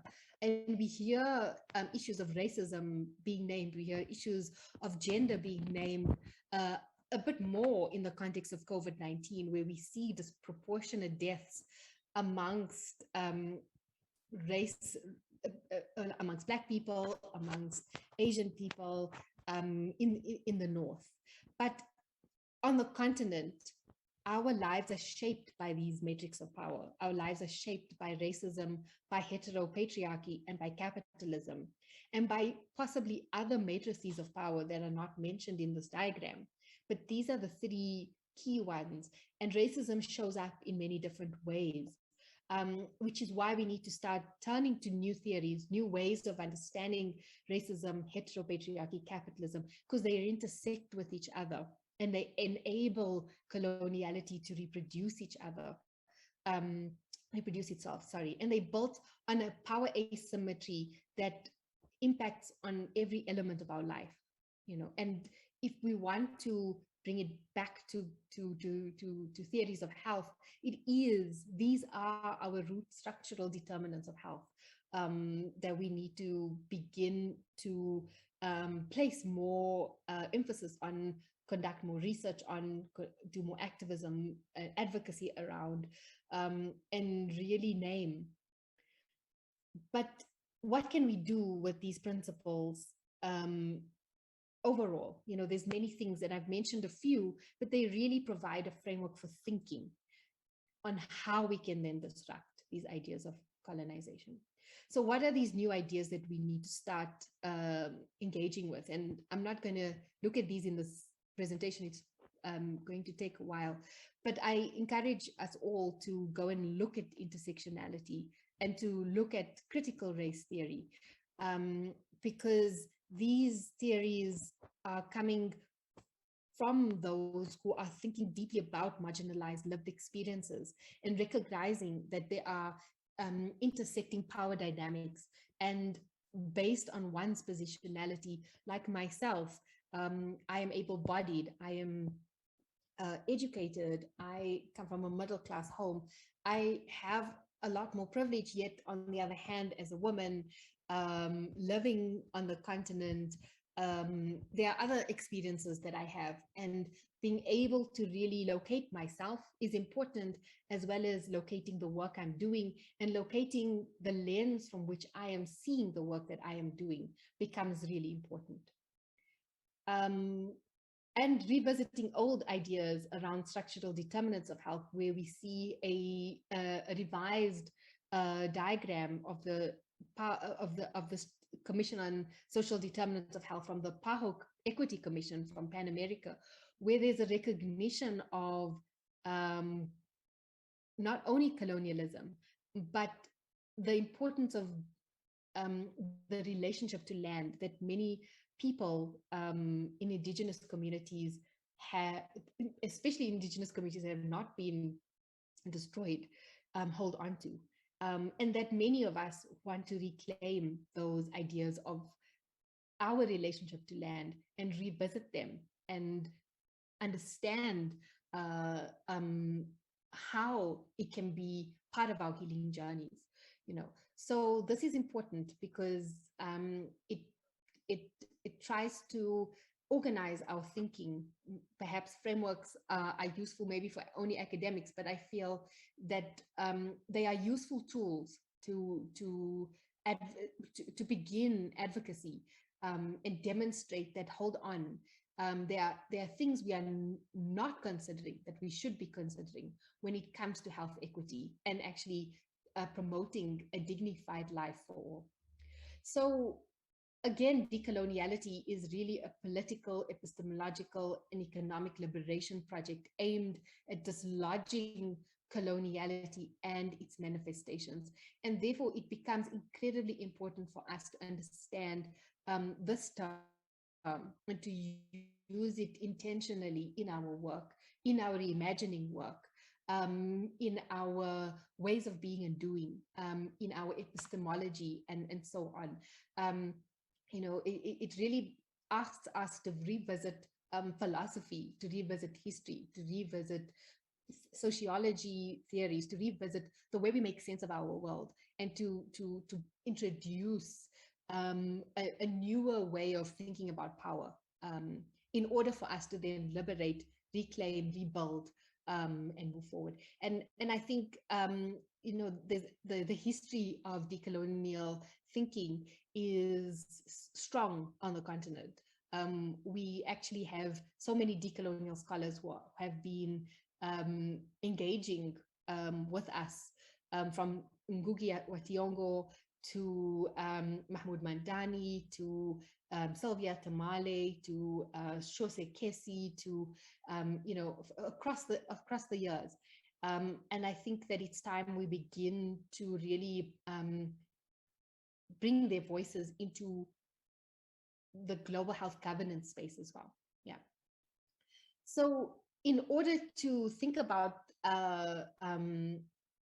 governance again, Shose Kesi and Floretta Bonzaya, who are two decolonial scholars, have made it clear that healthcare workers, researchers, policymakers cannot deliver the solutions to the problems of the oppressed, but can assist in the process of achieving the changes that they seek.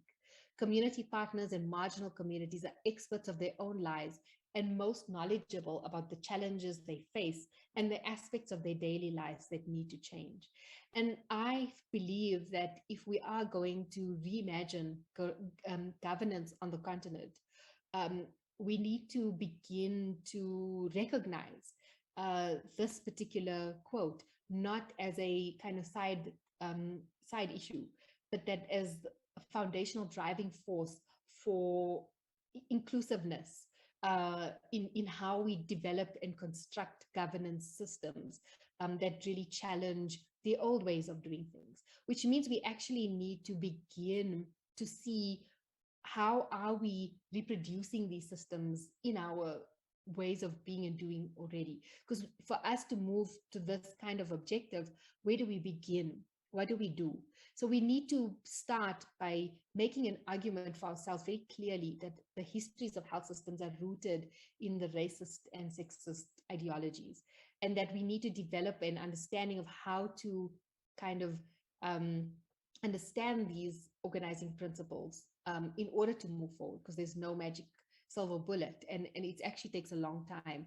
So I don't have solutions on how to reimagine global health governance. I'm still sitting in the process of understanding the nature of the problem, the nature of coloniality in all its manifestations, and we need to then politicize our research, seeing it as a tool of social justice. Then I think for many of us, we need to actually ask ourselves the ways in which the previous presentations have been pushing us to see is how does the past live in our present moment from our positionality as a healthcare worker, policymaker, and so on. We also then need to ask ourselves if we are going to embark on a decolonial practice or praxis, what does disruption of the matrix of power mean for me? How do I see my role in society? How do I provide care to those that are under my care? And how do we disrupt these interlocking forces, these inequities, social gradients, and deprivation that is so prevalent in our communities around us? And it does require a deep sense of reflexivity. And I was speaking to Danny about this. It's time we stop, locating our experiences in relation to the global north or into these UN bodies or these and to begin to reckon with our own power, with our own ability to write our own solutions, which we are discussing in this webinar for the past 2 hours. But I believe that when we reclaim that power even slightly, we then can critically understand the issues in society without it overwhelming us or disempowering us further, but rather enabling us to sit with ourselves as the first point where changes need to happen, where we are not determining solutions ourselves for others on the continent, where we are shifting our own praxis, where we are recognizing our own knowledges and so on, so that we ourselves don't reproduce this image that we see here, that we don't become, agents of the same system. And especially because, when we look at the universities that we all have graduated from, they are replicas of the global north. And the epistemology that we have been grounded in is a replica of the north, So just to go through another layer, of where do we begin, to reimagining governance outside of coloniality, racism, gender equality that manifest. Where do we even begin? How do we begin? And I think another layer is understanding how coloniality of power, knowledge, and being operate. My computer's stuck. Oh, there we go. So coloniality of power is around the technologies of domination, which has been mentioned, especially by the previous speaker. Knowledge is I think is the domination over productions and patterns of knowledge that was actually presented in one of the earlier webinars. And coloniality of being is around the denial of humanity. So just to go through them quite quickly, I've got about 4 more slides. Coloniality of power is the asymmetrical power relation, and it does include technologies of domination, control, exploitation, and violence. It includes the structural processes within the global imperial design that sustain that superiority of the North and the inferiority of the South. I really believe that we need to be more careful and watch how we take a hold of this power in how we operate, and to be careful, be curious around how it exists in our organizations and how we then develop counter-power strategies for it. Coloniality of knowledge is about the domination over knowledge, over the production of knowledge, patterns of knowledge, destruction and survival of knowledge, hierarchies of knowledge. It's about the deciding of what knowledges are considered legitimate ways of understanding the world. And yes, we really do need to consider that if we are going to develop governance structures that are going to elevate knowledge on the continent more intentionally. Okay, again, okay, there we go.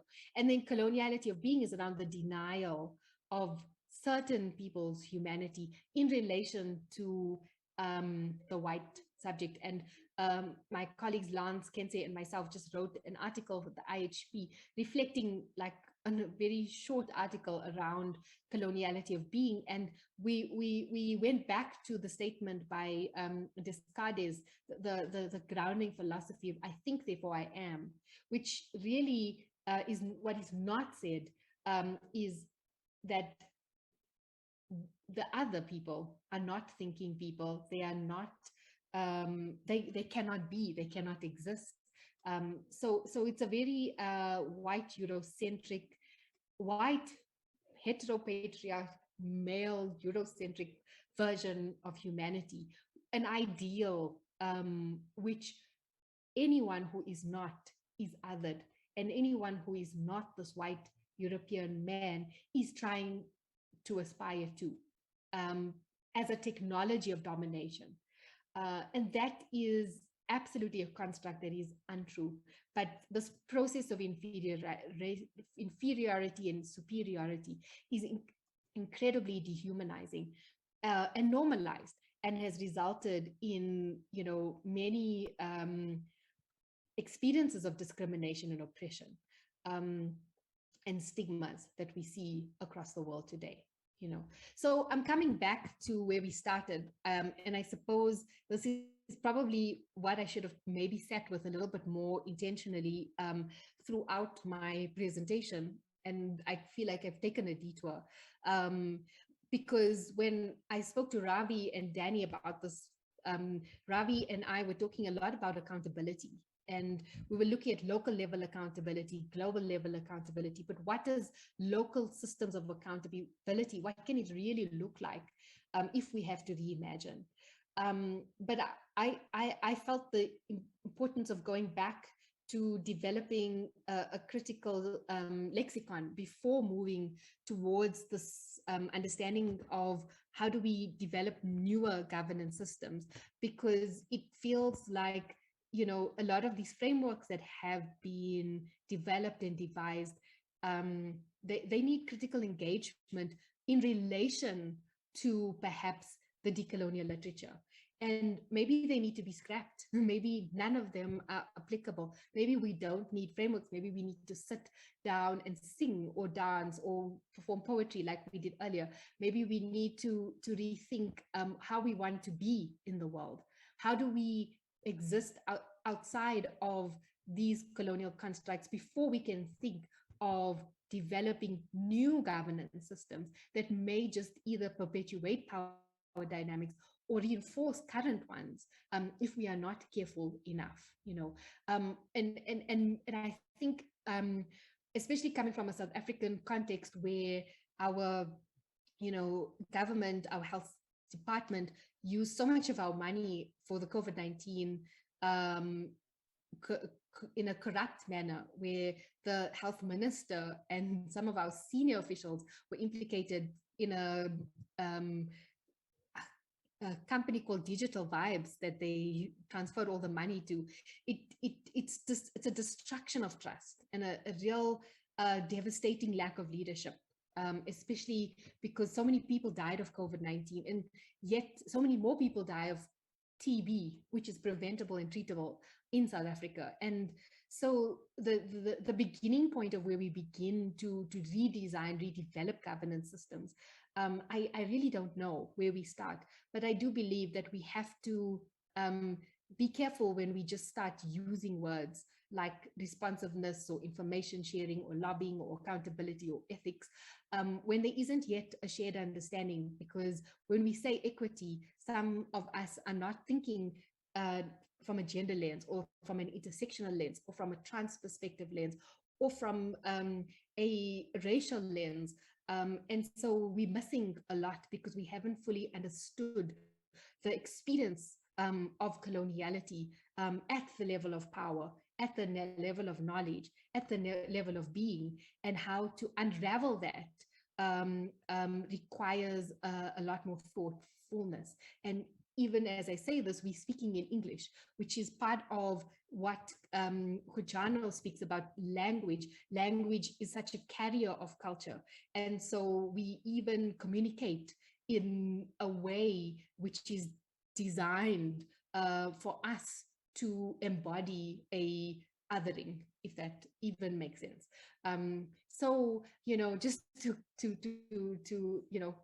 close off, Steve Biko has spoke to us about the worst form of colonization is the colonization of the mind, and how it has shaped our consciousness and our identity and our ways of being and doing, and so we need to decolonize our own minds as we, before we begin that process of developing newer governance systems.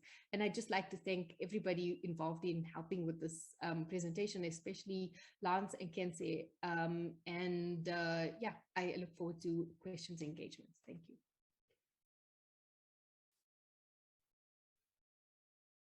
Thank you very much, Shinaz, and thank you to all the participants. We have run out of time, but I still think, we could maybe have a couple of minutes of discussion if people are happy to have that. And there were a couple of comments that came up in the chat, and I think one red thread that kind of went through all the presentations was, what we have to do on our own as Africans, but also I think something that I think it was Rangarai that said about the context and liberalism, liberalism, global context. So I wanted to bring all these things together and just pose one question to the presenters, all four of you, and to say, we've talked a lot about what we need to do, or you've encouraged us on the things we need to do. But given that we're working in a global context, given that we're working in a global situation where there is an underrepresentation of people from the continent in those spaces, like, how do you think we can strive for change, bearing in mind that we're having to work within this global context that isn't necessarily under our areas of impact or areas of influence? I don't know if that makes sense. Maybe I could start with Rangarai, and then I will try to go around. I'll go to Dennis, Shanaz, maybe, and I don't see me anymore. But yeah, maybe I can put the question to three of you just just to say what you think, how you think we could address this, of trying to indeed do many of the things that you suggested, but how that would work in the larger context of the global context. So trying to, I'm repeating the question because I think Shana's missed the question a bit. Trying to, for instance, set up our own systems, like I talked about, regional country-based systems of inventing and creating the technologies and the drugs, etc., that we need. The example from Shana's trying to work on our own minds and our language, and trying to decolonize a little bit. How can we do that, given that we're not African countries, or the continent is not an island, it is stuck within a global kind of framework. So how can we try to produce our own technologies when we are working within the framework of neoliberalism and all that goes with it? How can we try to decolonize our own minds and our language, etc., given that we're in this context of globalization? So what do you think that we could do? Just a quick response from each of you, starting with Sandra, please.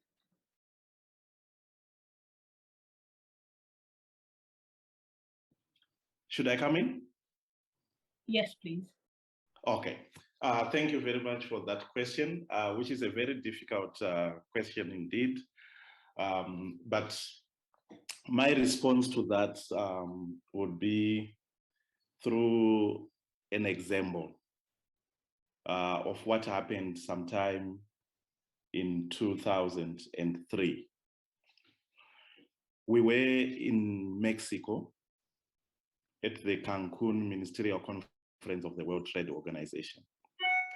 And for those who remember the Cancun Ministerial Conference, it failed, it collapsed. And the reason why it collapsed, mostly it was attributed to the refusal by developing countries to agree to the texts that were put on the table on the different subjects that were under negotiation with the other members of the WTO. And soon after the collapse of that ministerial conference, I remember in Seatini, we wrote an article. And in that article, what we emphasized was it's high time African countries de-link from the globalization process, de-link or remove themselves from the WTO, remove themselves from some of these multilateral institutions, such that they galvanize their voice together on how they address the issues of development together without being influenced by what was happening within the multilateral institutions. People who responded to that proposal, they laughed at us and said, you are now mad. How can you de-link yourselves from a process that is well embedded in the international economic system and think that you will be able to survive outside that system? So we were seen as perhaps we had gone insane. But a few years down the line, I think it was after a deal was failed to collapse at the next ministerial conference, the US president said, it's time we should de-link from this process. And everybody said, yes, yes, yes, yes, because the multilateralism was not working. So we started to ask ourselves to say, we said the same things in 2003 and people thought we were mad. Now it is being said by the US and people are saying, yes, that's the way to go. So I like this characterization that Steve Biko said, that the first port of call, if you want to decolonize yourself, is to start with the mind, is to start with how you think, what is in your mind. So I believe that even if we have the current situation, and by the way, we are more than integrated into the global system, more than most countries you can think of as Southern Africa, as Eastern Africa. We are highly integrated into the global system.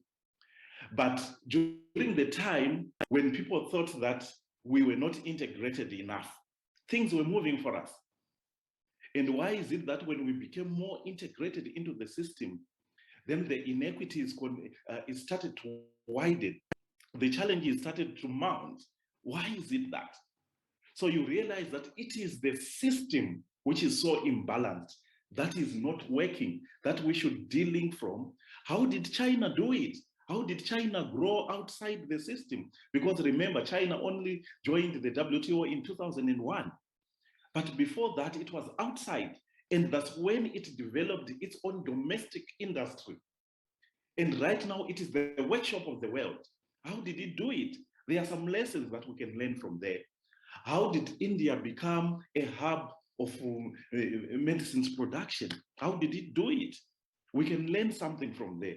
So I think that's where we need to start as Africa, to look at the kind of advantages that we have, the comparative advantage that we have, the resources that we have.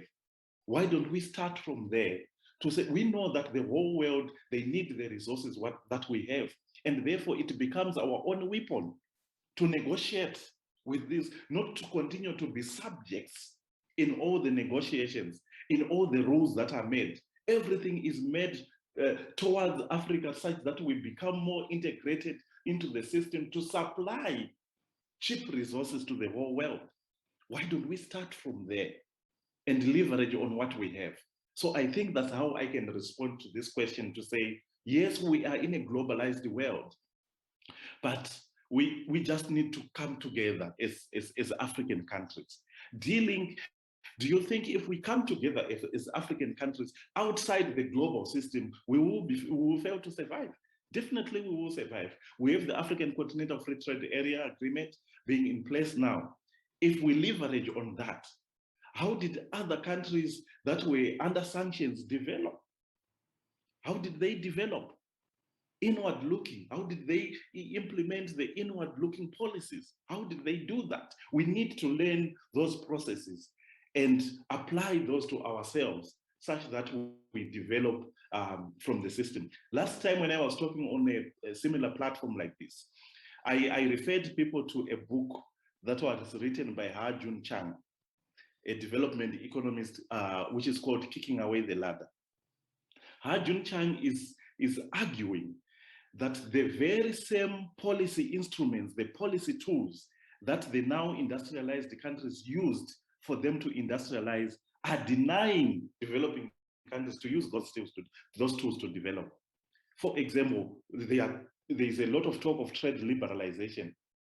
If we are to use the tools like tariffs for protecting our own infant industries and so forth, so that we develop slowly, if we are to use those tools, we will be able to get to where the other industrialized countries are, because they used the same tools, but they are denying us the opportunity to use those tools. So what we need at the end of the day is the policy space to use what is available to us to develop our own industries, to develop our own systems, and be able to compete with those who have now well-developed systems. That's how I can respond to your question. Thank you so much.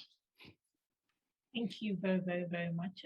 I think it's something that you already talked about during your presentation. So it's really about focusing on ourselves, using the resources we have, and also learning from, so South-South cooperation or South-South learning, rather, which is something you had pointed out before.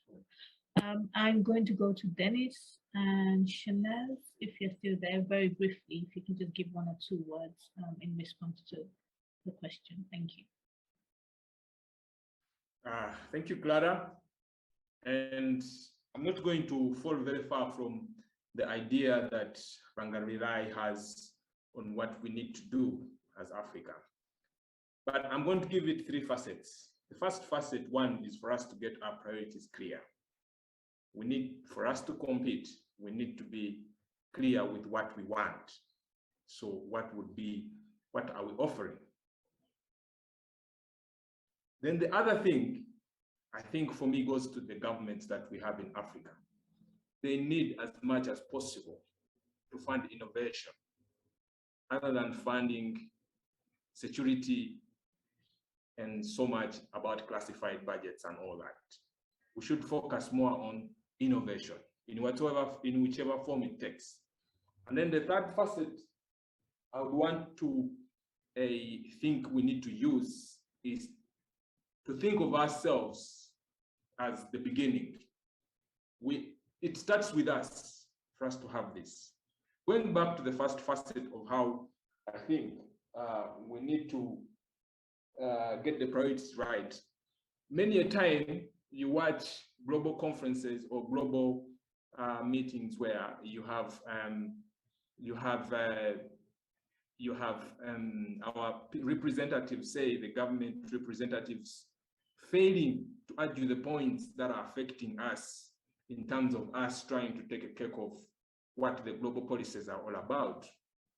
So I think if we go back to the drawing board, one, and consider that the people who represent us are the people who we need to be at that table, who have the intellect to represent us at that table, so that they do not affix their signatures on our behalf anyhowly because they need money to come into the government. I think that is where we need to start.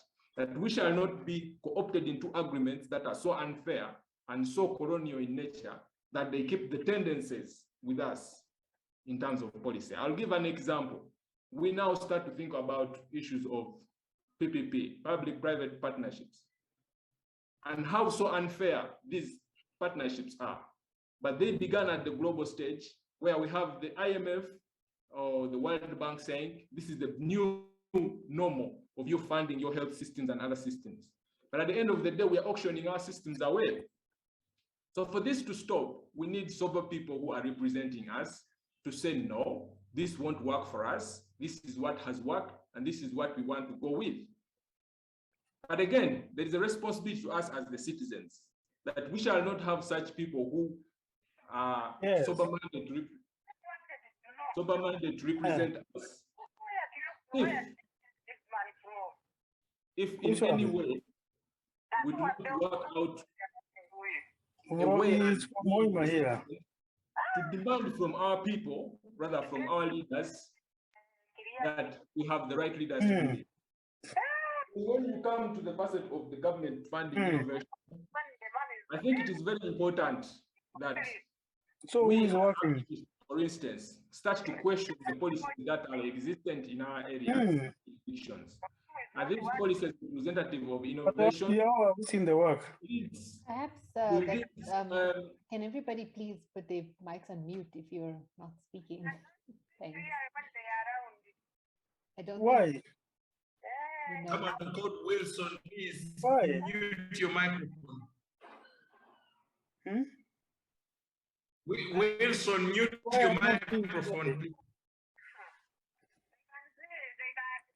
Danny, you should be able to mute Danny, his microphone for Danny him. can mute.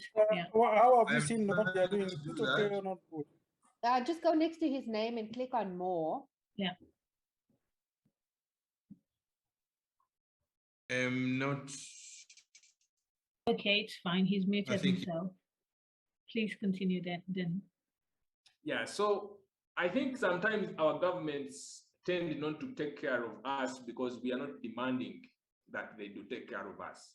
And if we as the citizens of different nations demanded that our government start to fund innovation, that we may compete innovatively to be able to demand that the policies that be in the global facet really apply to us, I think we shall have moved the stone a mile. And then finally, it begins with us. Many a time, many of us have opportunities, for instance, to go for conferences, to interact with powers that be, but we are all looking at being blockers instead of actually working to improve the policies where we are. So if we now fight issues of aid, that the aid we get is the aid we need, and for the right reasons, we need it. That means we who probably interact with the people who give us the aid start to speak the language that demands that the policies or the demands or the characteristic that that aid takes is what suits our jurisdictions. But this one is a moral lesson. We all need to morally be demanding at that table, thinking about our people and thinking about the issues of decoloniality and how they are affecting us, I think we shall have a difference. Thank you very much. Over to you, Clara. Thank you. So I think listening to you, the one thing that stood out very clearly is the idea of accountability. So, you know, for the leaders to be accountable, but also for the people to demand accountability and to say, if you're going to sign anything in my name, it has to be something that is equitable, that is fit for purpose, not just something you sign for your own purposes. So I'll give the floor quickly to Shanaz, and then we will round up because we're really over time. I'm very sorry about that. Shanaz? Thank you, Clara. I don't have too much to add because the previous speakers have been quite clear. I just will echo the issue of demanding what we need, being brave enough to say no, and to, again, to really look at ourselves and, you know, examine where we ourselves are part of the problem in our organizations and in our ways of being and doing. I am really quite interested in how colonialism has resulted in trauma, has caused a lot of trauma. And I know that many activist spaces, a lot of people bring trauma into these spaces. And in South Africa, we've seen how traumatized people in spaces of activism sometimes enact trauma. And we saw this in some of our social movements as well. And so I think we should be careful that we need to take care of ourselves. We need to heal ourselves. We need to go through processes of healing. And until we go through that transformative processes, I'm not sure that we can, you know, really legitimately and with integrity find new solutions. And I think it's in recognition that some of our systems like the Truth and Reconciliation Commission in South Africa was a failure, and some other reconciliation efforts were a failure because they didn't really get to the heart of the trauma that we are all facing. So we are all colonized. We are all in need of healing. Let's begin with us, and then let's transform ourselves, reclaim our identities, and be healthy enough to reimagine our new world. Thank you. Thank you very much for bringing it all together and tying it together and concluding them very well. I would like to thank the speakers, all of you. I see that Naomi left. I guess she had to run, but yes, I would like to thank all the speakers and all the presenters for sharing with us today. And of course, I would like to thank Danny for all his work with organizing the whole thing and making sure everything went well. So I'll pass the floor over to Danny now, and thank you again for your hard work. Yeah, I think let's have a photo opportunity. Let's, and so like, yes,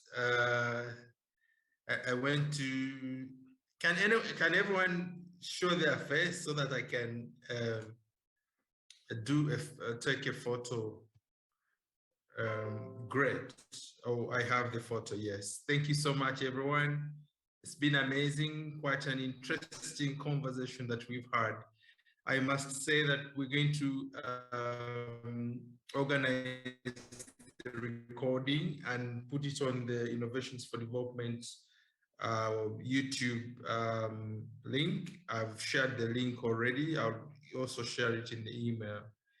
Feel free to go there and, you know, and re-unpack, that's the right word, maybe, so that you kind of regurgitate and eat up some of those leftovers from the conversation.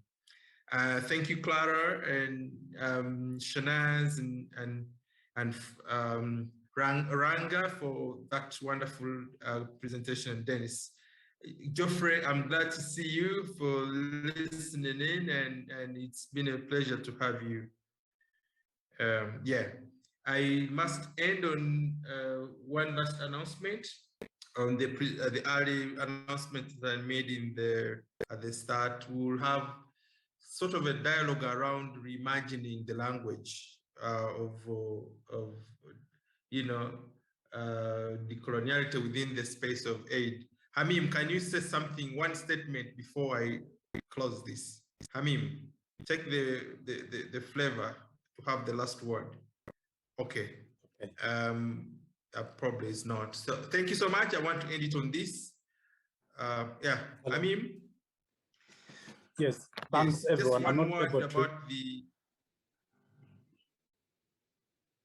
Okay, thanks a lot, Dan, and thanks everyone, the speakers and the audience for that wonderful webinar. It's been very interesting. My announcement is that the Kampala Initiative under the track change subgroup have decided to conduct a consultation process on the language of aid. And we are pleased to invite you to a series of webinars, starting with one next week on Monday, that is 2nd of November. So as soon as this one comes off, we shall be now looking forward to holding the one next week. So alongside the webinars, we also have an online survey, which was launched a while ago, and it's still open. It's open for participation. But for more information on how you can register for the webinars and also participate in this online survey, I could share the link probably right now, and then we will be ready to go. Just 1 minute. And I just wanted to check, is it the first or the second? Because yes, so the link is up there. Okay. So if you can click on that link, you'll go on the website. It's being organized by, rather facilitated by HPA, Health Poverty Action, where I'm attached. But all the processes are run by the Kampala Initiative. So we're just being like the administrators of the process, just trying to provide that space so that we succeed what we have to do. So thanks a lot, everyone, and we look forward to talking to you again next week. Over to you, Danny. Thank you so much. I think I don't want to say anything more. Thank you so much, and look out for the recording. Bye-bye. Thank you. Thank you. Thank you so much. Bye. Thank you.